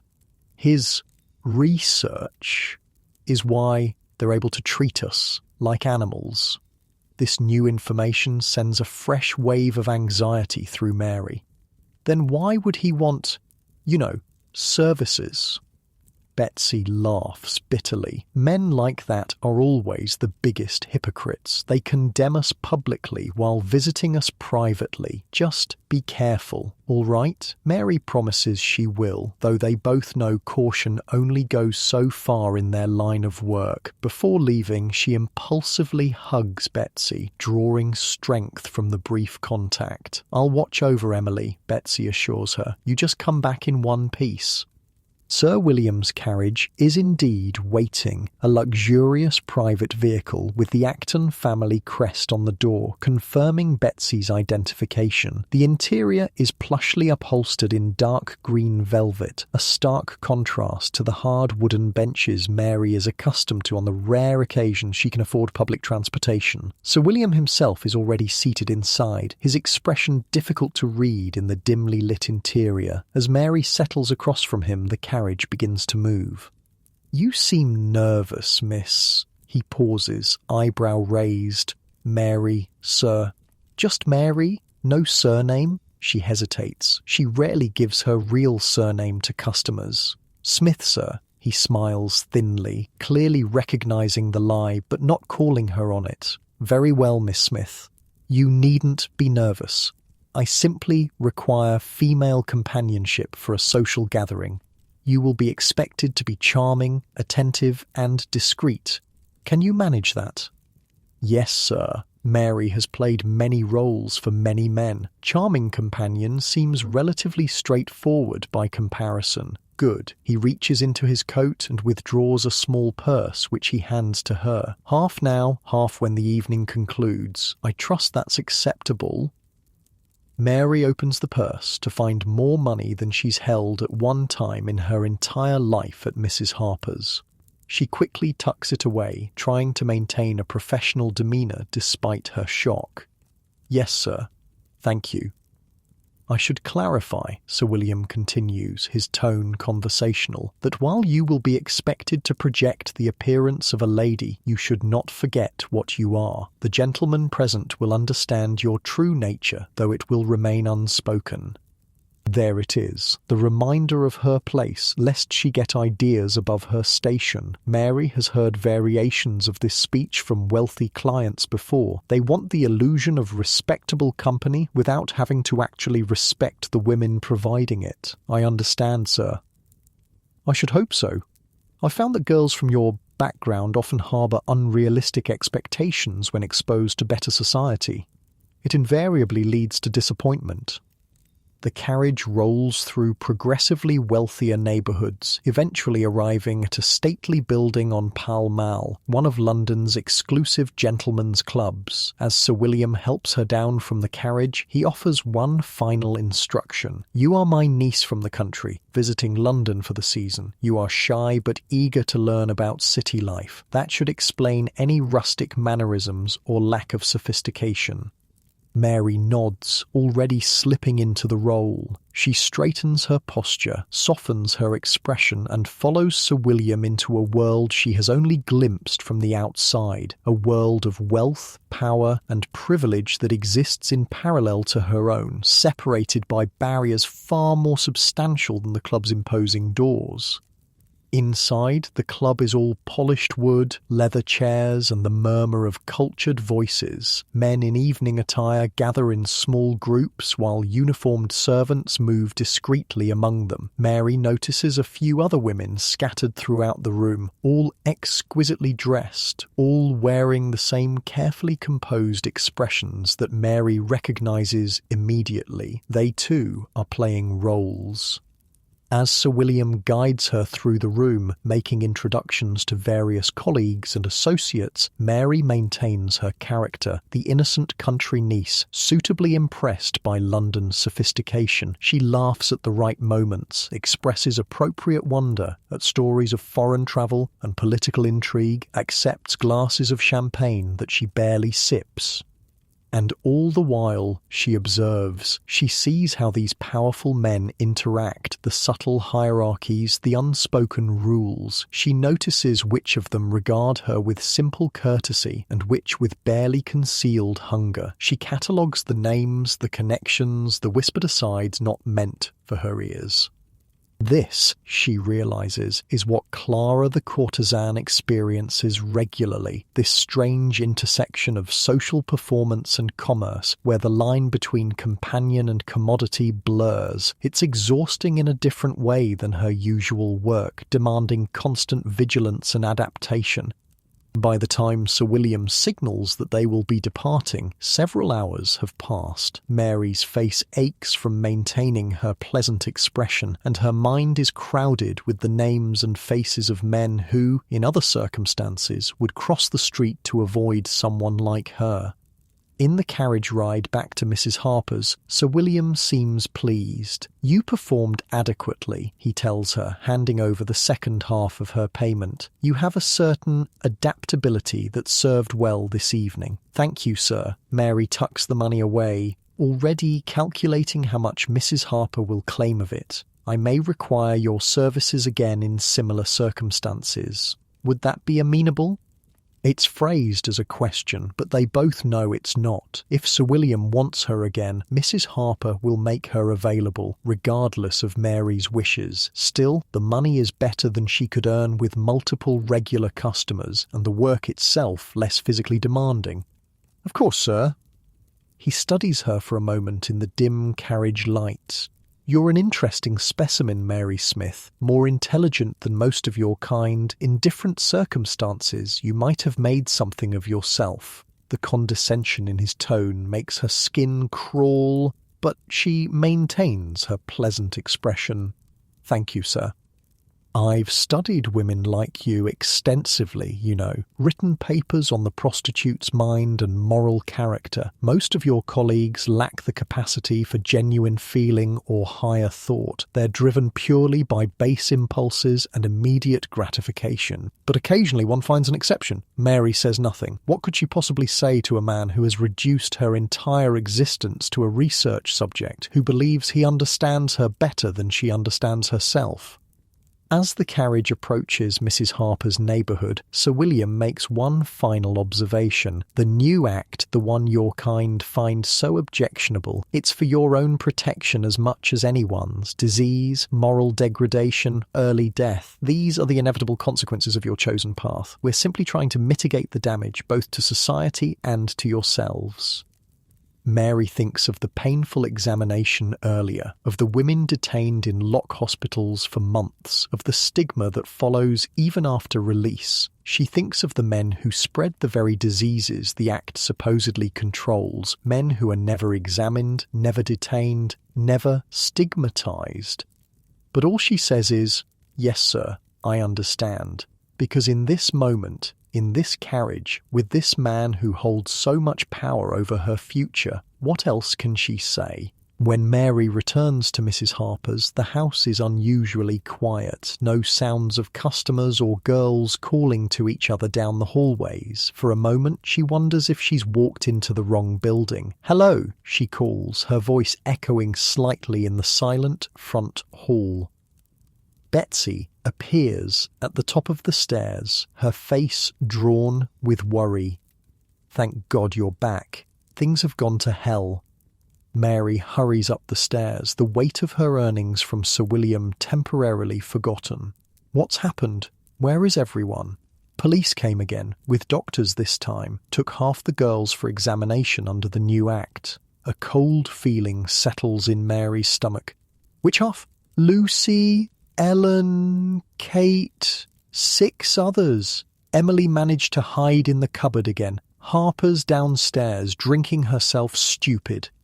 The implications sink in slowly. The examinations aren't just humiliating and painful. They're a precursor to potential detention. Any girl found with signs of disease would be locked away in a hospital for months, possibly longer. When will they come back? Betsy's expression says it all. If they're clean, maybe tomorrow. If not, they both know what that means. The lock hospitals, places where infected women are detained until deemed cured, are notorious. Poor food, harsh treatment, endless medical treatments that often do more harm than good. It's because of the registration, isn't it? Mary says quietly. Harper officially registered the house, and now they can come whenever they want. Betsy nods grimly. Seems that way. She thought it would protect us from random raids. Instead, it's just made us easier targets. Mary sinks onto the top step, suddenly exhausted. The evening with Sir William, which had seemed like a fortunate break financially, now feels like part of a larger, more sinister pattern. The very man who championed the laws that threaten her and the other girls is also a customer, viewing them simultaneously as moral defects to be controlled and bodies to be purchased. Here, she says, withdrawing the purse of money from her bodice. I got paid well tonight. We should hide most of it before Harper finds out exactly how much. Together, they count the money, more than Mary has ever earned in a single night. They set aside what they'll give to Mrs. Harper, enough to satisfy her, but not so much that she'll grow suspicious. The rest they divide into 3 portions, one each for Mary and Betsy, and a third for Emily, whose situation grows more precarious by the day. Where is she? Mary asks, realizing she hasn't seen the pregnant girl yet. Asleep. The sickness is getting worse. She can barely keep anything down. Mary's heart sinks. Emily needs proper care, proper food, rest, none of which are available in a brothel where a girl's worth is measured by how many men she can service in a night. They hide their respective shares of money in their usual spots, sewn into mattress seams, tucked into loose floorboards, concealed in the hollowed-out heels of boots. Small fortunes that grow coin by coin, hidden from Mrs. Harper's grasping hands and the prying eyes of customers. Speaking of customers, I found this utterly bizarre account from a doctor who treated prostitutes in the 1860s. He described one woman who had a small metal box surgically implanted under her skin, like actually stitched into a pocket she'd cut in her thigh, where she kept her savings.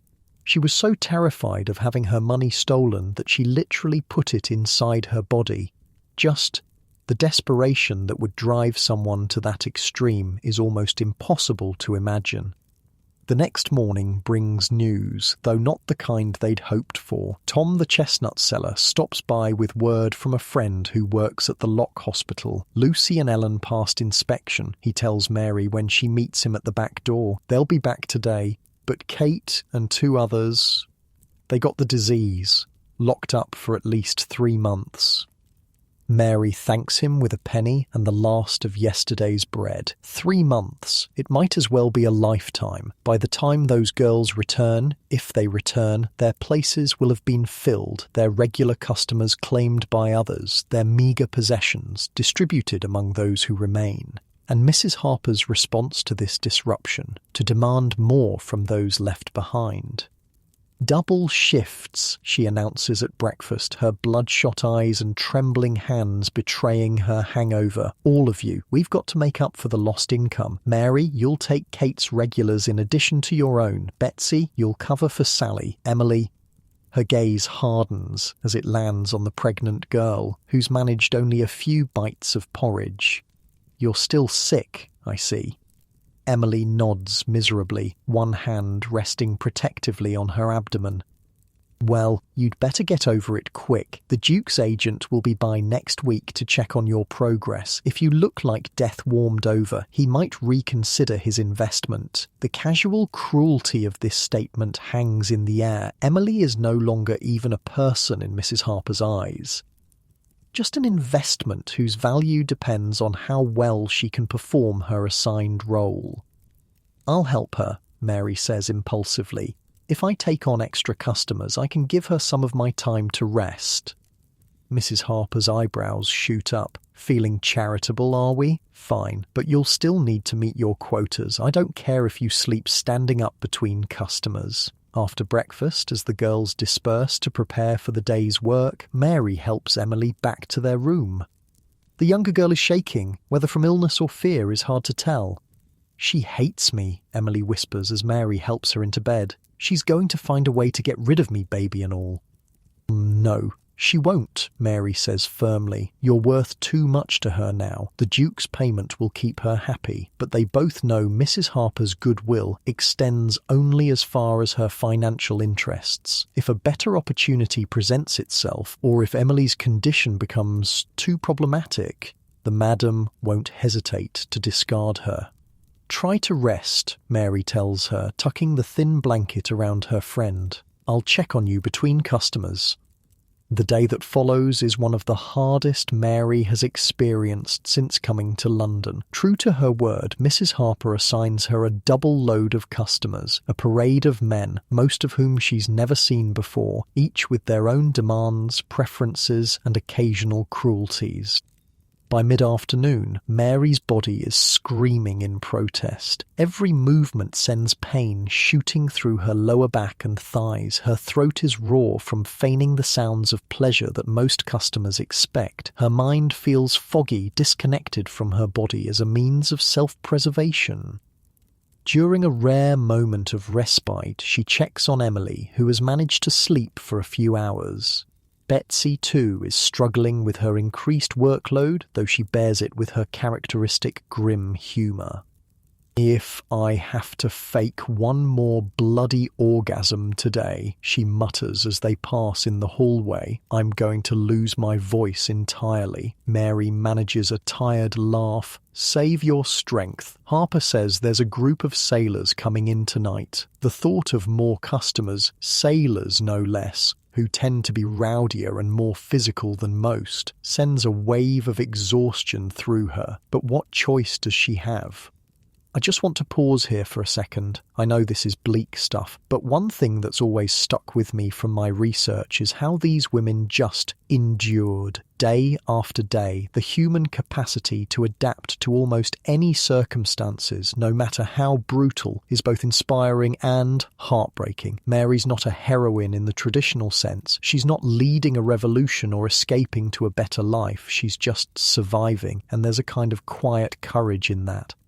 As evening approaches, Mary is preparing for yet another customer when a commotion erupts downstairs. Raised voices, the sound of something breaking, heavy footsteps on the stairs. Her first thought is police, but when the door bursts open, it's Lucy who stumbles in, her face bruised, her clothes dishevelled. They're coming, she gasps, clearly terrified. More inspections. They followed us from the hospital, said they need to check everyone again. Mary, they've got a list with all our names. Behind her, Mrs. Harper appears, her face flushed with anger and fear. Everyone downstairs. Now. They want you lined up for identification. Mary's heart hammers in her chest. This is different from the previous visits. More organised, more official, the Contagious Diseases Act in full effect. Emily, she whispers urgently to Betsy, we need to hide her, but there's no time. The front door opens and male voices fill the hallway. Heavy boots on the wooden floor, the sound of women being herded into the parlour. What about the hidden cupboard? Betsy suggests, desperately. They might know about it by now. Lucy or one of the others might have told them under pressure. They look around frantically for another hiding place, but their room offers few options. The bed is too low to the ground, the wardrobe too obvious. The roof, Mary says suddenly, through the attic window. She can hide on the roof until they're gone. It's a desperate plan, but it's all they have. Together, they help Emily up the narrow stairs to the attic, a dusty space used mainly for storage. The small window at the end opens onto a section of sloped roof, hidden from the street below by the building's facade. "Just stay flat and quiet," Mary instructs as they help Emily through the window. "We'll come get you as soon as they're gone." The fear in Emily's eyes is palpable, but she nods, understanding the necessity. "Be careful," she whispers before disappearing onto the roof. Mary and Betsy barely make it downstairs before the police and medical officers reach the upper floors. They join the line of girls in the parlour, hearts racing, trying to look as calm as possible. The scene that unfolds is like something from a nightmare. Each girl is called forward, her name checked against a list. She's then taken to a side room where a doctor waits to examine her. Those who have already been examined and deemed clean are separated from those awaiting inspection. "Mary Smith," calls a police officer, reading from his list. Mary steps forward, her mouth dry with fear. This is it, the moment when the full force of the law reaches into her life, claiming ownership of her body in the name of public health. The examination room is small and cold, with a single chair and a table covered in a white cloth. The doctor, an older man with cold eyes and mechanical movements, barely looks at her face as he instructs her to undress. "Hurry up," he says impatiently. "I've got 12 more after you." The examination itself is brief but humiliating. Clinical probing with metal instruments, brusque comments about her physical state, notes made in a small book. No explanation, no gentle words, no acknowledgement of her as a human being rather than a potential carrier of disease. "Clean," the doctor declares finally, making a mark in his book. "Next room." The next room holds the girls who have passed inspection. Lucy is there, along with several others, their expressions a mixture of relief and lingering trauma. But Betsy is nowhere to be seen. "Where's Betsy?" Mary whispers to Lucy when she has a chance. Lucy's eyes fill with tears. "They're taking her. Said she's showing symptoms." No. Not Betsy, strong, practical Betsy who has survived 8 years in this life, who knows every trick, every strategy for staying safe, who has plans to save enough to open a small shop someday. Before Mary can process this, the door opens and Betsy is led in. Not to join them, but to collect her things under supervision. Her face is blank, the kind of emptiness that comes from shock. 30 minutes to pack, the officer with her announces. 1 small bag only. While the officer is momentarily distracted by a question from one of the other girls, Mary manages to move close enough to Betsy to whisper, "Where?" "Royal Albert," Betsy murmurs back, naming one of London's lock hospitals. "South Ward." "I'll come," Mary promises, the words tumbling out before she can think about whether it's a promise she can keep. "I'll find a way." Betsy's expression softens for just a moment, a flicker of her usual self breaking through the shock. "Look after Emily," she whispers, "and yourself." Then she's gone, led away to pack her meagre possessions before being transported to the hospital where she'll remain for months. Separated from everything familiar, subjected to painful treatments, her freedom entirely surrendered to medical authority. The officers and doctors leave shortly afterward, having completed their inspection of all registered women in the house. As soon as they're gone, Mary races upstairs to retrieve Emily from her precarious hiding place on the roof. The pregnant girl is cold and frightened, but otherwise unharmed. When Mary tells her about Betsy, she begins to cry, silent tears that seem to come from a place of utter exhaustion. "What are we going to do?" she asks, her voice small. It's the question that hangs over all of them now. With Betsy gone, Kate and the others locked away, and the constant threat of further inspections, their already precarious existence feels more fragile than ever. Later that night, after the last customer has gone and the house has settled into uneasy silence, Mary sits by the window in their now half-empty room. Emily sleeps fitfully on the mattress they once shared with Betsy, her face troubled even in sleep. Outside, London continues its nighttime rhythms, distant shouts from taverns, the occasional carriage passing by, the muted sounds of a city that never truly sleeps. Somewhere out there, Betsy is lying in a hospital ward, surrounded by strangers, her future uncertain. Mary thinks about Sir William and his talk of protecting women like her, about the police and doctors who enforce laws that treat her body as public property, about Mrs. Harper and her callous exploitation of desperate girls, different faces of the same system that traps women like Mary, Betsy and Emily in cycles of poverty, abuse and stigma. There has to be a way out, not just for them individually, but for all women caught in this trap. The next day, Mary does something she's never done before. During her brief afternoon break, instead of resting or checking on Emily, she makes her way to the public library, a place she's passed many times but never entered. Her appearance draws disapproving glances from the attendants and patrons, her occupation obvious despite her attempts to dress modestly for the outing. But she persists, asking in a quiet voice for any newspapers or publications that mention the Contagious Diseases Act. The librarian's eyebrows rise, but he directs her to a reading room where recent periodicals are kept. There, in the pages of several reform-minded publications, Mary discovers something she didn't know existed: opposition to the Acts, articles written by women like Josephine Butler, who argue that the laws are unjust, that they punish women while leaving men untouched, that they violate basic rights to bodily autonomy. Mary reads until her eyes burn, absorbing arguments and perspectives she's never encountered before. The idea that she and women like her deserve better treatment, that they have rights that should be respected, that the system itself might be challenged. These concepts are revolutionary to someone who has spent 6 months believing that her current life is all she can expect.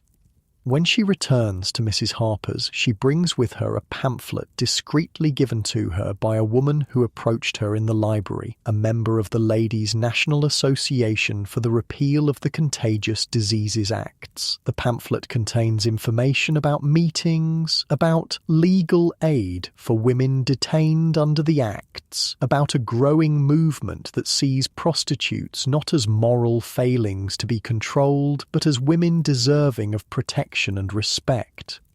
She shows it to Emily that night, reading aloud the parts that seem most relevant to their situation. For the first time in days, she sees hope flicker in the younger girl's eyes. "Do you think they could help Betsy?" Emily asks. "I don't know," Mary answers honestly.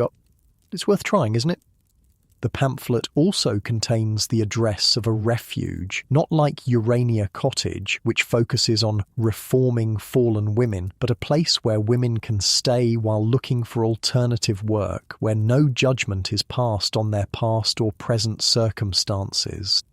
It's a slim thread of hope in an increasingly desperate situation. With Betsy gone, Mary's workload has increased again. Her body can barely keep up with the demands placed on it. Emily's pregnancy is progressing, the morning sickness replaced by a persistent weakness that worries Mary deeply, and Mrs. Harper grows more erratic by the day, alternating between drunken rages and periods of calculating cruelty. Something has to change, soon. The opportunity comes a week later in the form of an unexpected visitor to Mrs. Harper's establishment, a well-dressed woman who arrives in the late afternoon asking to speak with the proprietress. From her position at the top of the stairs, Mary watches the interaction with curiosity. The visitor is unlike their usual clientele, female for one thing, and carrying herself with the confident posture of someone accustomed to respect. Her clothing is expensive but understated, her manner direct but not aggressive. "I represent the Ladies' National Association," Mary hears her say to a clearly suspicious Mrs. Harper. "We're conducting a survey of establishments affected by the recent Contagious Diseases Act." Mrs. Harper's response is predictably hostile. "We're running a business here, no time for surveys or charity cases." The woman is undeterred. "We're not offering charity, Mrs. Harper. We're offering legal assistance to women who have been unjustly detained under the Act. I understand several of your employees have been taken to lock hospitals recently." Mary's heart skips a beat. Betsy. This woman might be able to help Betsy. Before she can think better of it, Mary descends the stairs, ignoring Mrs. Harper's warning glare. "Excuse me," she says, addressing the visitor directly. "I have a friend who was taken to Royal Albert Hospital last week. Is there anything that can be done for her?" The woman turns, her expression softening as she takes in Mary's youth and obvious exhaustion. "There might be. Our association is challenging these detentions on legal grounds. Could you tell me more about your friend's situation?" Mrs. Harper steps between them. "She'll tell you nothing. This is my house, and these are my girls. If you want information, you'll go through me." But the visitor has already slipped a card into Mary's hand, a small, discreet movement that Mrs. Harper doesn't notice in her anger. "Perhaps another time," the woman says smoothly. "Thank you for your attention, Mrs. Harper." After she's gone, Mrs. Harper rounds on Mary. "What the hell do you think you're doing, talking to people like that about our business?" "I just thought—" "You're not paid to think," Mrs. Harper snaps. "You're paid to keep your mouth shut and your legs open. One more stunt like that, and you'll be out on the street. Understand?" Mary nods, properly chastised for now, but the card burns in her palm, a tangible connection to something beyond these walls, something that might offer a path forward not just for Betsy, but for all of them. Later, alone in her room while Emily sleeps, Mary examines the card by candlelight. "Miss Helen Wilson, Ladies' National Association for the Repeal of the Contagious Diseases Acts," it reads, followed by an address in a respectable part of town. A decision forms slowly in Mary's mind. Not an escape. Not yet. They aren't ready, don't have enough saved, don't have a secure place to go, but a step in that direction, a reaching out to people who might help them prepare for the moment when escape becomes possible. She will write to Miss Wilson, will tell her about Betsy, about Emily, about herself, will ask what options might exist for women who want more than this endless cycle of exploitation and control. It's a small act of rebellion, writing that letter, but as Mary carefully pens the words by candlelight using paper stolen from Mrs. Harper's office and an envelope borrowed from a sympathetic customer, she feels something she hasn't experienced in months. Hope, fragile and uncertain, but present nonetheless. Hope that maybe, just maybe, there's a future beyond these walls. Beyond inspection tables and lock hospitals, beyond men who use her body and discard her humanity, beyond the life that circumstance and society have told her is all she deserves. 3 weeks pass before Mary receives a response to her letter. 3 weeks of doubled workloads, of caring for Emily as her pregnancy advances, of wondering about Betsy's fate in the lock hospital. 3 weeks of hiding her small savings from Mrs. Harper's increasingly desperate searches for extra income. The response comes via Tom the chestnut seller, who delivers a sealed envelope with a significant look that tells Mary its importance. She waits until she's alone in the shared bedroom, Emily dozing fitfully nearby before carefully breaking the seal. The letter is written in a neat, educated hand on quality paper, the kind Mary hasn't touched since leaving Yorkshire. "Dear Miss Smith," it begins. "I was most grateful to receive your letter regarding your situation and that of your friends. The Ladies' National Association is indeed working to assist women affected by the unjust Contagious Diseases Acts, and we may be able to offer help in your particular circumstances. Regarding your friend at Royal Albert Hospital, I have made inquiries. Miss Rebecca Wilson, whom you refer to as Betsy, is indeed being held there. Our association has a visitor who attends the hospital weekly, and she has been able to speak with Miss Wilson. She is physically well, though the treatments are unpleasant, and her spirits remain remarkably strong given the circumstances. Betsy is alive. The relief that floods through Mary is so intense she has to sit down, the letter trembling in her hands, alive and apparently still herself, still strong-spirited despite what must be harrowing conditions.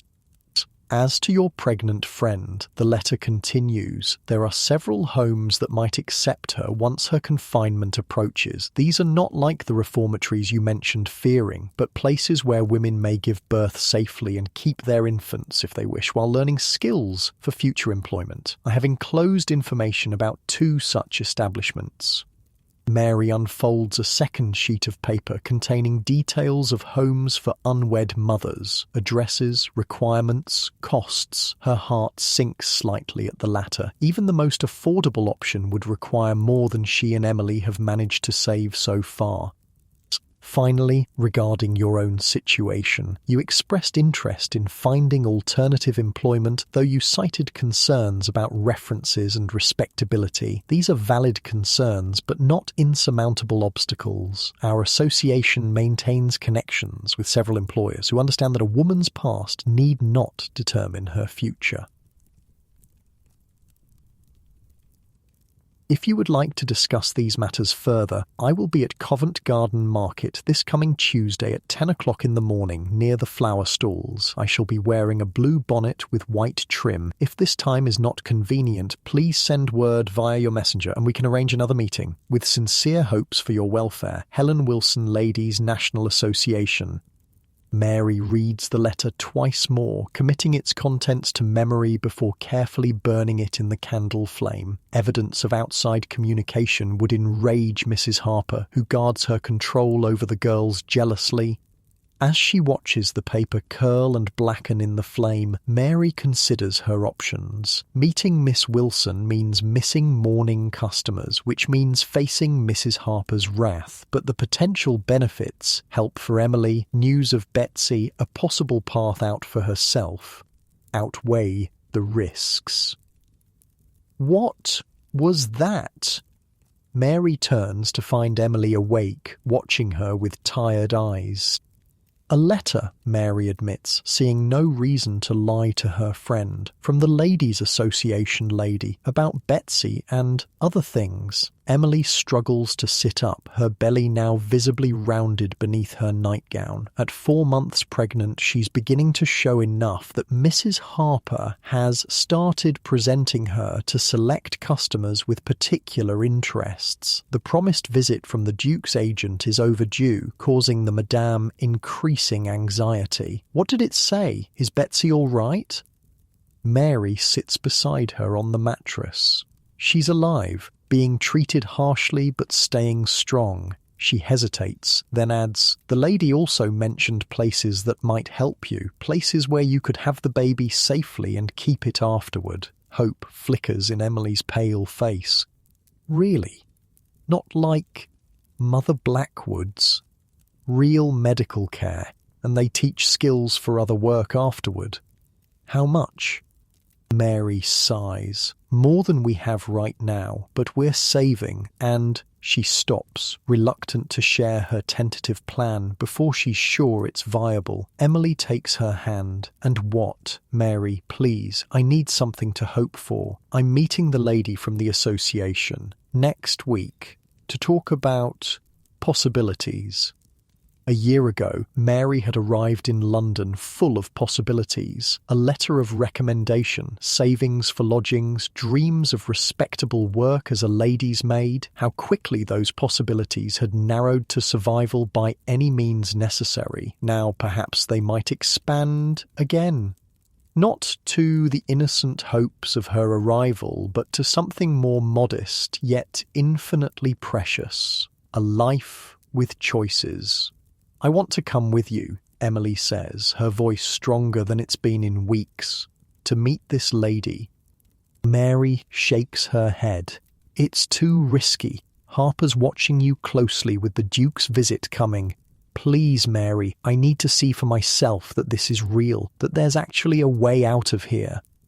In your warm, comfortable bed, you can probably guess what Mary decided, because when you're trapped in a situation like theirs, hope is the most precious commodity of all, more valuable than money or connections or even health. Hope that tomorrow might be better than today, that there exists a future beyond these walls, these men, these endless nights of selling your body and soul by the hour.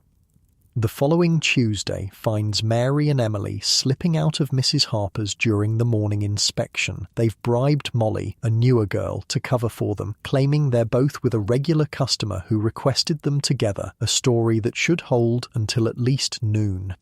They've dressed in their plainest clothes, trying to look as respectable as possible. Emily wears a shawl draped carefully to minimize the visibility of her condition. Mary carries their combined savings sewn into the hem of her dress. Not everything they've set aside, but enough to act if an opportunity presents itself.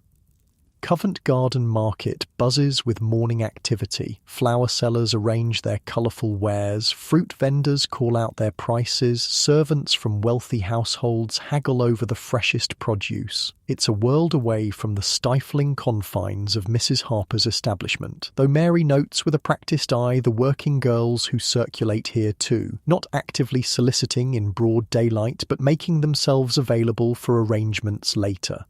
There, Emily whispers, clutching Mary's arm, by the lily stall, blue bonnet with white trim. Miss Wilson proves to be younger than Mary expected, perhaps 30, with a kind face and observant eyes. She spots them almost immediately, her expression giving nothing away, as she finishes purchasing a small bunch of violets before approaching.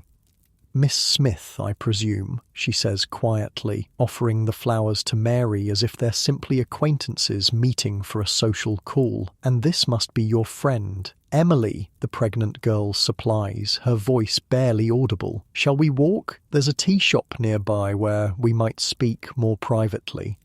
As they follow Miss Wilson through the market, Mary remains alert for any sign of Mrs. Harper's spies. The Madame has informants throughout the neighbourhood, shopkeepers, street vendors, sometimes even police officers who owe her favours. The tea shop is small but clean, with private booths along one wall. Miss Wilson selects one at the far end, ordering tea and scones for all three before turning to business.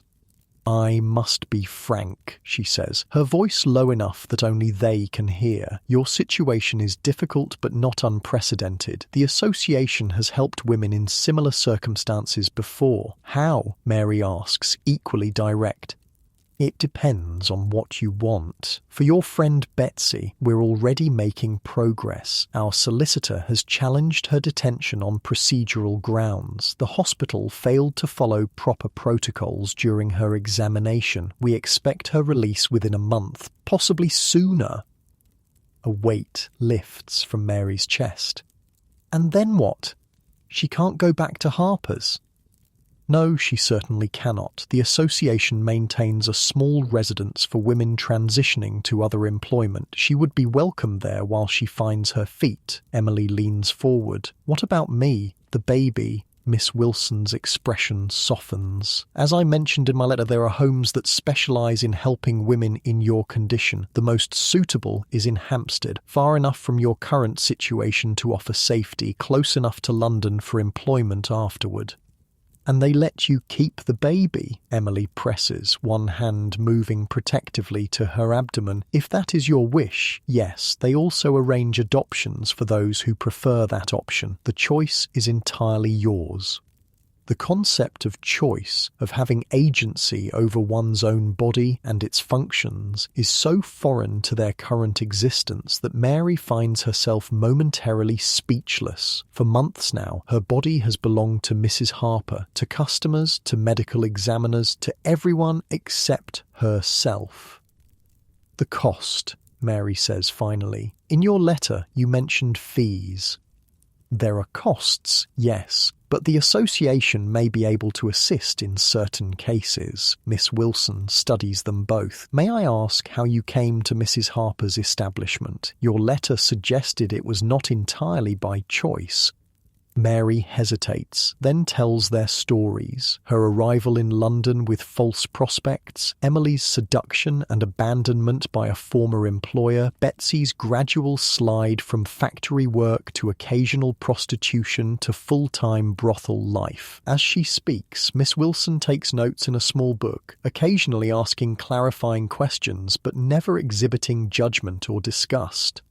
These are exactly the kinds of cases our association was formed to address, she says when Mary finishes. Women driven to prostitution not by moral failing, but by economic necessity and male exploitation. She reaches into her reticule and withdraws several pamphlets, sliding them across the table. These explain our work in more detail. Please read them when you can do so safely. One pamphlet catches Mary's eye, its cover featuring a portrait of a woman with determined eyes and a resolute expression. Josephine Butler and the Campaign Against the Contagious Diseases Acts. The title reads, "Hey, I need to tell you something wild about Josephine Butler. She was this upper-middle-class woman who basically dedicated her life to fighting for prostitutes' rights in Victorian England. Like, she'd go into brothels and lock hospitals to interview women, then publish their stories to build public support against the Contagious Diseases Acts. The establishment hated her. She got death threats, was physically attacked at rallies, had rotten food thrown at her.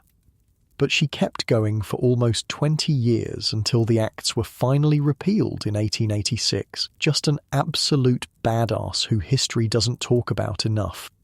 "How does this work?" Mary asks, gesturing to the pamphlets. "Practically speaking, if we wanted to leave Harper's today," Miss Wilson considers this, "it would be challenging but not impossible. The home in Hampstead could take Emily immediately. I happen to know they have a vacancy. For you and Betsy, the residence I mentioned has limited space, so there might be a short wait. However, we could arrange temporary lodgings in the meantime." "And work? After?" "That depends on your skills and preferences. Domestic service is the most common path, though the association also has connections with respectable workshops and manufactories. Some women choose to emigrate to the colonies, where their past is unknown and demand for female workers is high." Emily's eyes widen. "Emigrate? You mean leave England altogether?" "It's an option, not a requirement," Miss Wilson clarifies. "The association sponsors several women each year for passage to Canada or Australia. With proper references, which we can provide, a woman can build an entirely new life." An entirely new life. The concept is almost too enormous to contemplate. Yet as Mary sips her cooling tea, she allows herself to imagine it, waking each morning without Mrs. Harper's inspection, working hard but for herself, keeping her earnings, perhaps even someday finding someone who might love her despite or without ever knowing her past. "There is one more thing you should know," Miss Wilson says, her voice growing even quieter. "What you're contemplating, leaving Mrs. Harper's without notice, taking Emily despite the arrangement with this duke, it carries risks. Mrs. Harper will not simply let you go, especially not Emily. She might send people to find you. She might contact the police, claiming theft or breach of contract. Can she do that? Legally? The law is complicated when it comes to women in your situation. On paper, you are free to leave at any time. In practice, the authorities often side with establishments like Mrs. Harper's, especially if money is exchanged to encourage their cooperation. It's what Mary feared, but needed to hear confirmed. This won't be as simple as walking away. They'll need to be careful, strategic, and they'll need help. "What would you advise?" she asks Miss Wilson directly. "Plan carefully. Save as much as you can. When the moment comes to leave, do so without warning and go directly to a safe location. The association can help with the latter." She hesitates, then adds, "And understand that even with the best preparation, there will be risks and hardships ahead. The path out of prostitution is rarely smooth." They talk for nearly an hour more, discussing practical details, how to communicate safely, what to bring when they leave, what documents might be needed for future employment. By the time they part, Mary has a clearer sense of what might be possible, though the obstacles remain daunting. "We'll help you," Miss Wilson promises as they prepare to go their separate ways outside the tea shop. "Whatever you decide, but please be careful until then." The walk back to Mrs. Harper's is tense, both women acutely aware that their absence may have been discovered by now. They separate a block from the house, Emily going in through the front door with a story about feeling ill and stepping out for air, Mary slipping in through the back entrance used by tradespeople. Mary has barely reached the kitchen when Mrs. Harper appears, her face flushed with rage. "Where the hell have you been?" she demands, grabbing Mary's arm with bruising force. "Half the morning's customers turned away because you weren't here. I'm sorry, Mrs. Harper. I felt ill and needed." The slap catches her by surprise, though it shouldn't. Mrs. Harper's temper has grown increasingly volatile as the financial pressures on the house mount. "Ill? You look well enough to me, well enough to be out gadding about while the rest of us work." Mary doesn't correct the assumption that she's been enjoying leisure time. Better that than the truth. "It won't happen again," she says, keeping her eyes downcast in a show of contrition. "Damn right it won't. You'll make up the lost income tonight. Double shift, no breaks. And your food allowance is cut for the week." It's a harsh punishment, but not unexpected. Mary accepts it without protest, knowing that resistance would only make things worse. What matters is that their meeting with Miss Wilson went undiscovered. The possibility of escape remains intact. Later that day, when she finally has a moment alone with Emily, they compare notes in hurried whispers. No one seems to have connected their absences or suspected they were together. Their secret remains safe. "We need to tell Betsy somehow," Emily says. "That help is coming." Mary nods. "Miss Wilson said her association has a visitor who sees her weekly. Maybe they can pass a message. When do we go? To the places she mentioned?" It's the crucial question. Timing their escape requires balancing multiple factors. Betsy's release, Emily's advancing pregnancy, their slowly growing savings, Mrs. Harper's fluctuating vigilance. "Not yet," Mary decides reluctantly. "We need more money, and we need Betsy. Another month, maybe less if we're careful." Emily's face falls, but she doesn't argue. They both understand the precariousness of their position, the danger of acting too hastily. What follows is a period of careful preparation disguised as routine. Mary takes on every extra customer she can, ignoring her body's protests, squirreling away pennies and shillings whenever possible. Emily plays her role for the Duke's agent when he finally visits, projecting the perfect combination of innocence and fertility that makes her valuable commodity. Beneath these performances, they plan, save, and wait for news of Betsy. That news comes 3 weeks later, delivered again by Tom the chestnut seller. Betsy has been released from the Lock Hospital. She's staying at the association's residence, recovering her strength. She's asking about them. "Did she send a message?" Mary asks urgently. Tom shakes his head. "Just that she's safe and thinking of you both. It's enough. Betsy is free, recovering, away from Mrs. Harper's reach. One piece of their plan is falling into place." The timing of their own departure becomes more pressing when Emily reaches 5 months of pregnancy. The Duke himself is expected to visit soon to see the object of his peculiar fascination in person. If he takes a particular interest in Emily, Mrs. Harper might increase her vigilance, making escape more difficult. "It has to be soon," Mary tells Emily as they lie awake one night, whispering in the darkness. "Before the Duke comes, before anyone realizes what we're planning." "How soon?" 3 days. Friday. Harper will be busy with the bookkeeping and most of the regular customers will be home with their families for the weekend. Emily's hand finds Mary's in the darkness, squeezing tight. "Are we really doing this? Really leaving?" "Yes," Mary says firmly. We're really leaving." The plan itself is simple by necessity. On Friday afternoon, during the brief lull between day and evening customers, they'll slip out with only what they can carry discreetly. They'll go directly to the address Miss Wilson has provided, a small boarding house run by a supporter of the association, where they can stay until more permanent arrangements are made.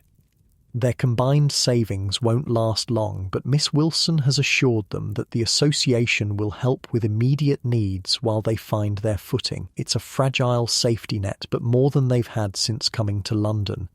The morning of their planned escape dawns grey and drizzling, typical London weather that Mary finds oddly comforting in its familiarity. She goes about her usual routine with deliberate normalcy, seeing morning customers, eating the meagre breakfast Mrs. Harper provides, helping Emily prepare for the day ahead. Beneath this calm exterior, her mind races with last-minute concerns. Have they saved enough? Will Emily's health hold up during the journey across London? Will the boarding house truly be safe from Mrs. Harper's reach? What if Betsy isn't there when they arrive? So many uncertainties, so many potential points of failure. Yet staying presents even greater dangers, the certainty of continued exploitation, the risk of disease or violence, Emily losing her child one way or another. They've made their choice, now they must see it through. The afternoon arrives with painful slowness. Mary has hidden their small bundles, extra clothes, their savings, the few personal items they can't bear to leave behind, in a coal bin behind the kitchen, ready to retrieve at the critical moment. Mrs. Harper is indeed occupied with the books, secluded in her office with strict instructions not to be disturbed. Most of the other girls are resting or preparing for evening work. The house has the drowsy quality of mid-afternoon, when even brothels observe a kind of unofficial siesta. It's time. Mary retrieves their bundles from the coal bin, brushing off the worst of the dust. Emily waits by the back door, her face pale but determined, one hand resting on her swollen belly as if drawing strength from the life within. "Ready?" Mary whispers. Emily nods. "Ready." They slip out into the drizzling rain, pulling their shawls over their heads, both for protection from the weather and to obscure their faces. The alley behind Mrs. Harper's is empty, save for a mangy cat picking through refuse, which regards them with indifferent yellow eyes as they pass. They walk quickly, but not so fast as to draw attention, heading toward the main road where they can find a hackney cab. Public transportation would be cheaper, but a cab offers privacy and speed, worth the extra expense under the circumstances. Mary's heart pounds with each step, expecting at any moment to hear Mrs. Harper's voice calling them back or to feel a policeman's hand on her shoulder, but the streets remain indifferent to their passage, filled with ordinary Londoners going about their business, none paying particular attention to two modestly dressed young women. It's almost too easy, Mary thinks, as they flag down a cab and give the driver the address of the boarding house. Surely something will go wrong. Surely escape cannot be as simple as walking away. But as the cab pulls away from the curb, carrying them farther from Mrs. Harper's with each turn of its wheels, Mary allows herself to consider a startling possibility. Perhaps they have already endured the worst. Perhaps what lies ahead, while uncertain and surely difficult in its own way, might actually be better than what they leave behind. The boarding house, when they reach it, is a narrow building on a quiet street in Bloomsbury, respectable without being fashionable, exactly the kind of place that might house working women without attracting undue attention. The landlady, a Mrs. Forrester, greets them with brisk efficiency, showing them to a small but clean room on the third floor. "Miss Wilson said you might arrive today," she informs them, lighting the room's single gas lamp against the grey afternoon. "Your friend is expecting you in the common room when you're settled. Betsy." The surge of emotion Mary feels at the prospect of seeing her again is almost overwhelming. After weeks of uncertainty, of not knowing if she was truly safe, the reality of their reunion seems almost too good to be true.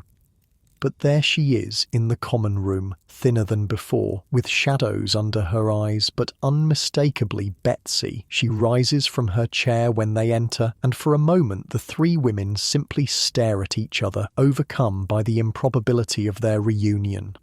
Then Emily gives a small cry and rushes forward, and they're all embracing, a tangle of arms and tears and whispered reassurances. "You're here. You're really here," Betsy keeps saying, as if she too can't quite believe their escape has succeeded.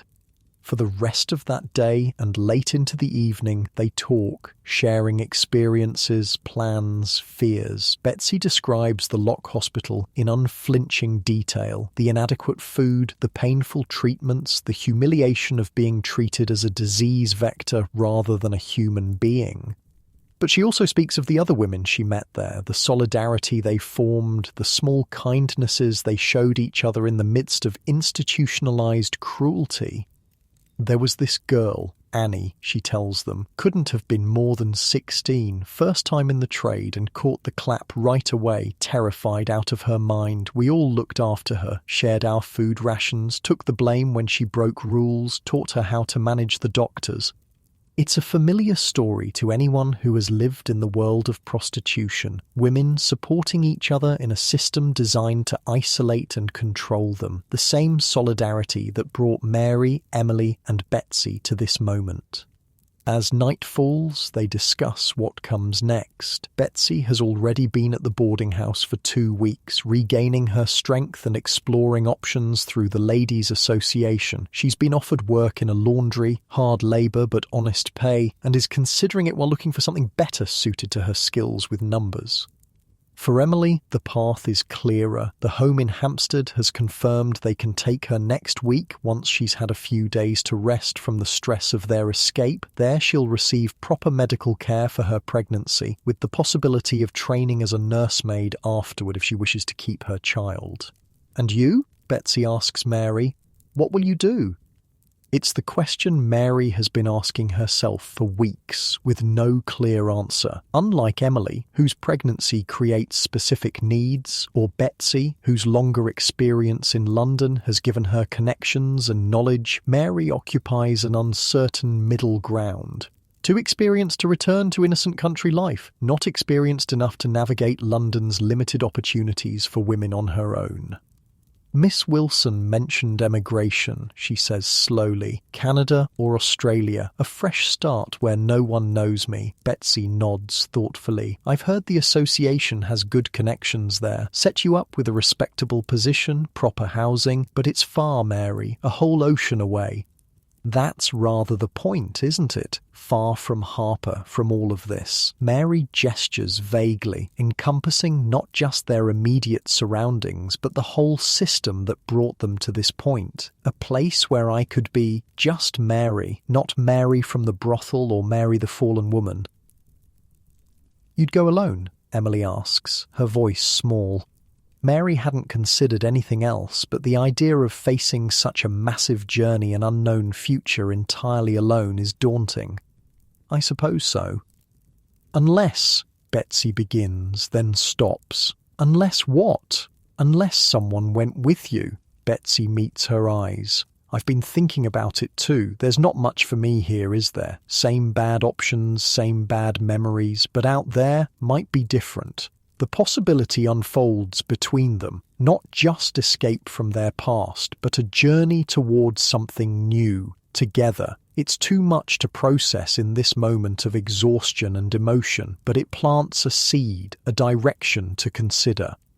They talk late into the night, making plans, adjusting them, allowing themselves to hope in ways they haven't dared for months. When they finally retire to their room, all three sharing again, but this time by choice rather than necessity, Mary lies awake long after the others have fallen asleep. She thinks about the path that brought her here, the naive country girl arriving in London, the brutal education of Mrs. Harper's establishment, the gradual hardening of her heart as a means of survival. She thinks about Betsy's strength, Emily's resilience, the unexpected kindness of Miss Wilson and her association. Most of all, she thinks about tomorrow, the first day in months when she will wake up without Mrs. Harper's inspection, without customers waiting, without the constant fear of police raids and medical examinations. A day that is, in some small but significant way, her own. It's not freedom. Not really. The constraints of being a woman in Victorian London remain, the limited employment opportunities, the social stigma attached to her past, the constant threat of falling back into poverty and desperation. But it's a beginning, a foot placed on a path that might, with luck and determination, lead somewhere better. And for tonight, in this clean if modest room with the steady breathing of her friends beside her, that's enough. Days pass, then weeks. Emily goes to the home in Hampstead, where letters indicate she's doing well, her health improving with proper nutrition and rest. Betsy takes the laundry job temporarily, while continuing to explore other options. Mary helps at the boarding house to offset their costs, while meeting regularly with Miss Wilson to discuss the possibility of emigration. The association's solicitor confirms what they feared. Mrs. Harper has indeed reported them to the police, claiming theft of clothing and money, but without specific evidence or witnesses willing to testify, the case is weak. As long as they stay away from their old neighbourhood, the risk of arrest is minimal. 1 month after their escape, a letter arrives for Mary at the boarding house. The handwriting is unfamiliar, the return address missing. Inside is a single sheet of cheap paper with a brief message. Mary, heard you got out. Good for you. Harper's furious but running, scared. Police inspections increased after you left. Half the girls gone now, some saying the house might close altogether. Lucy asks after you, told her you're safe. Hope that's true. Tom. Mary reads the letter several times, emotions swirling. Mrs. Harper's establishment closing would be justice of a sort, though she knows the women there will simply be absorbed into other brothels, continuing the cycle. Still, there's satisfaction in knowing their escape contributed, however slightly, to disrupting a system that thrives on women's desperation and men's exploitation. And Lucy asking after her, that unexpected concern from someone she barely knew, touches something in Mary that she thought had hardened beyond reach. These small connections, these ripples of consequence spreading from their actions, remind her that even in the most degrading circumstances, humanity persists. The bonds formed between women like herself, Betsy, Emily, Lucy, bonds of shared experience and mutual protection, have power beyond what their oppressors recognize. It's this realization that finally solidifies Mary's decision about her future. When she meets with Miss Wilson the following day, she speaks with new certainty. I want to go to Canada, she says. Betsy too, if she's still willing, but I don't want to just disappear. I want to help first. With your association's work, Miss Wilson raises an eyebrow. Help? In what way? The women still trapped in places like Harper's, the ones in lock hospitals, they need to know there are options, that people like you exist. Mary leans forward, her voice intense. I lived it. I can speak to them in ways others can't. Before I go somewhere new, I want to reach back and offer a hand to those still caught. It's not a conventional request. Most women who escape prostitution want nothing more than to distance themselves from that world as quickly and completely as possible. But Mary has come to understand that her experiences, painful as they were, have given her knowledge and perspective that might be valuable to others. Miss Wilson considers this for a long moment before nodding slowly. It would be challenging work, dangerous, potentially, and it might delay your emigration plans. I understand, but it feels necessary, for me at least. Then we would welcome your help for as long as you wish to give it, and so a new phase begins. While continuing to plan for eventual emigration to Canada, Mary begins working with the Ladies' Association, visiting lock hospitals under Miss Wilson's guidance, speaking with women in situations similar to her own former predicament, distributing information about alternatives and assistance. It's difficult, often heartbreaking work. For every woman who listens eagerly to the possibility of escape, there are others too beaten down by circumstance to imagine change, too distrustful of help offered by respectable society, too entangled in complex webs of debt and dependency. But there are successes too. A young girl, new to prostitution and desperate to leave, placed in domestic service through the association's connections. An older woman, her health broken by years in the trade, given shelter and medical care for her final months. Small victories against a system that seems designed to consume women's bodies and spirits without remorse. Through it all, Mary finds herself changing, not returning to the innocent girl who arrived in London a year ago, but evolving into someone new, someone who understands both the harshness of the world and the possibility of resistance, someone who has experienced the worst of human exploitation, but also the strength of human connection. 6 months after their escape from Mrs. Harper's, Mary and Betsy stand on the deck of a ship bound for Montreal. Behind them, the London docks recede slowly into the distance, the city's familiar silhouette dissolving into the horizon. Ahead lies uncertainty. A new country, new challenges, the daunting task of building lives from scratch. But they don't go empty-handed. In addition to the modest savings they've accumulated and the references provided by the Ladies' Association, they carry something less tangible but equally valuable: the knowledge that they have survived, that they have helped others survive, that they have in some small way challenged a system designed to use and discard women like themselves. Emily remains in England, having decided to keep her child, a daughter born healthy despite the difficult circumstances of her conception. She writes to them regularly from the small village where she's found work as a nursemaid, her letters full of domestic details and cautious optimism about the future. As for Mrs. Harper's establishment, it did indeed close eventually, not from any single blow, but from the accumulation of pressures, increased police scrutiny, the growing campaign against the Contagious Diseases Acts, changing patterns of urban development that made the property more valuable for other purposes. The system itself persists, of course. Prostitution continues in London's streets and brothels, driven by the same forces of economic necessity and male demand. But cracks have appeared in its foundations, cracks created by women like Josephine Butler and her associates, women like Mary and Betsy, who refused to be simply victims, women who insisted on their humanity in a society that denied it. These cracks will widen in the years to come. The Contagious Diseases Acts will be suspended in 1883 and formally repealed in 1886. Women's suffrage movements will gain momentum, challenging fundamental assumptions about gender and power. Changes will come, though too slowly and incompletely, for many women caught in cycles of poverty and exploitation. But on this ship, heading west across the Atlantic, Mary doesn't know these future developments. She knows only that she has survived, that she is free, that possibilities lie ahead that would have been unimaginable during those dark months at Mrs. Harper's. As London disappears entirely behind them, Betsy comes to stand beside Mary at the rail. "Having second thoughts?" she asks quietly. Mary shakes her head.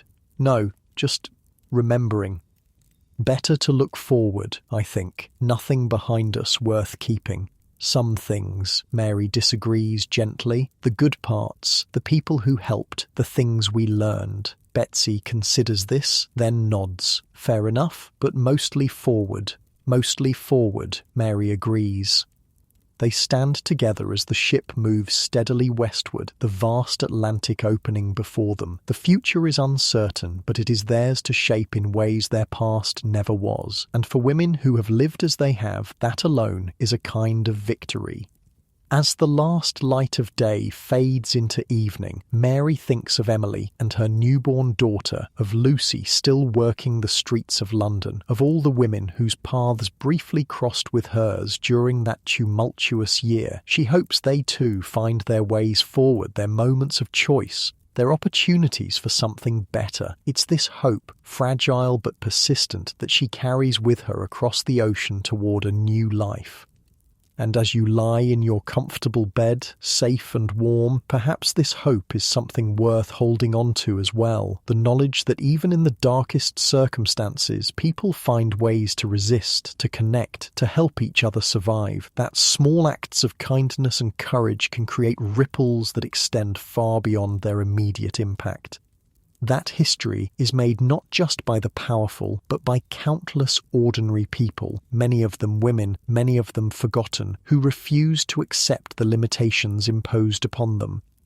Their stories deserve to be remembered not as cautionary tales or romantic fantasies, but as complex human experiences that shaped the world we inhabit today. Mary, Betsy, Emily, women like them existed by the thousands in Victorian London. They suffered, they survived, they changed things in ways both small and profound.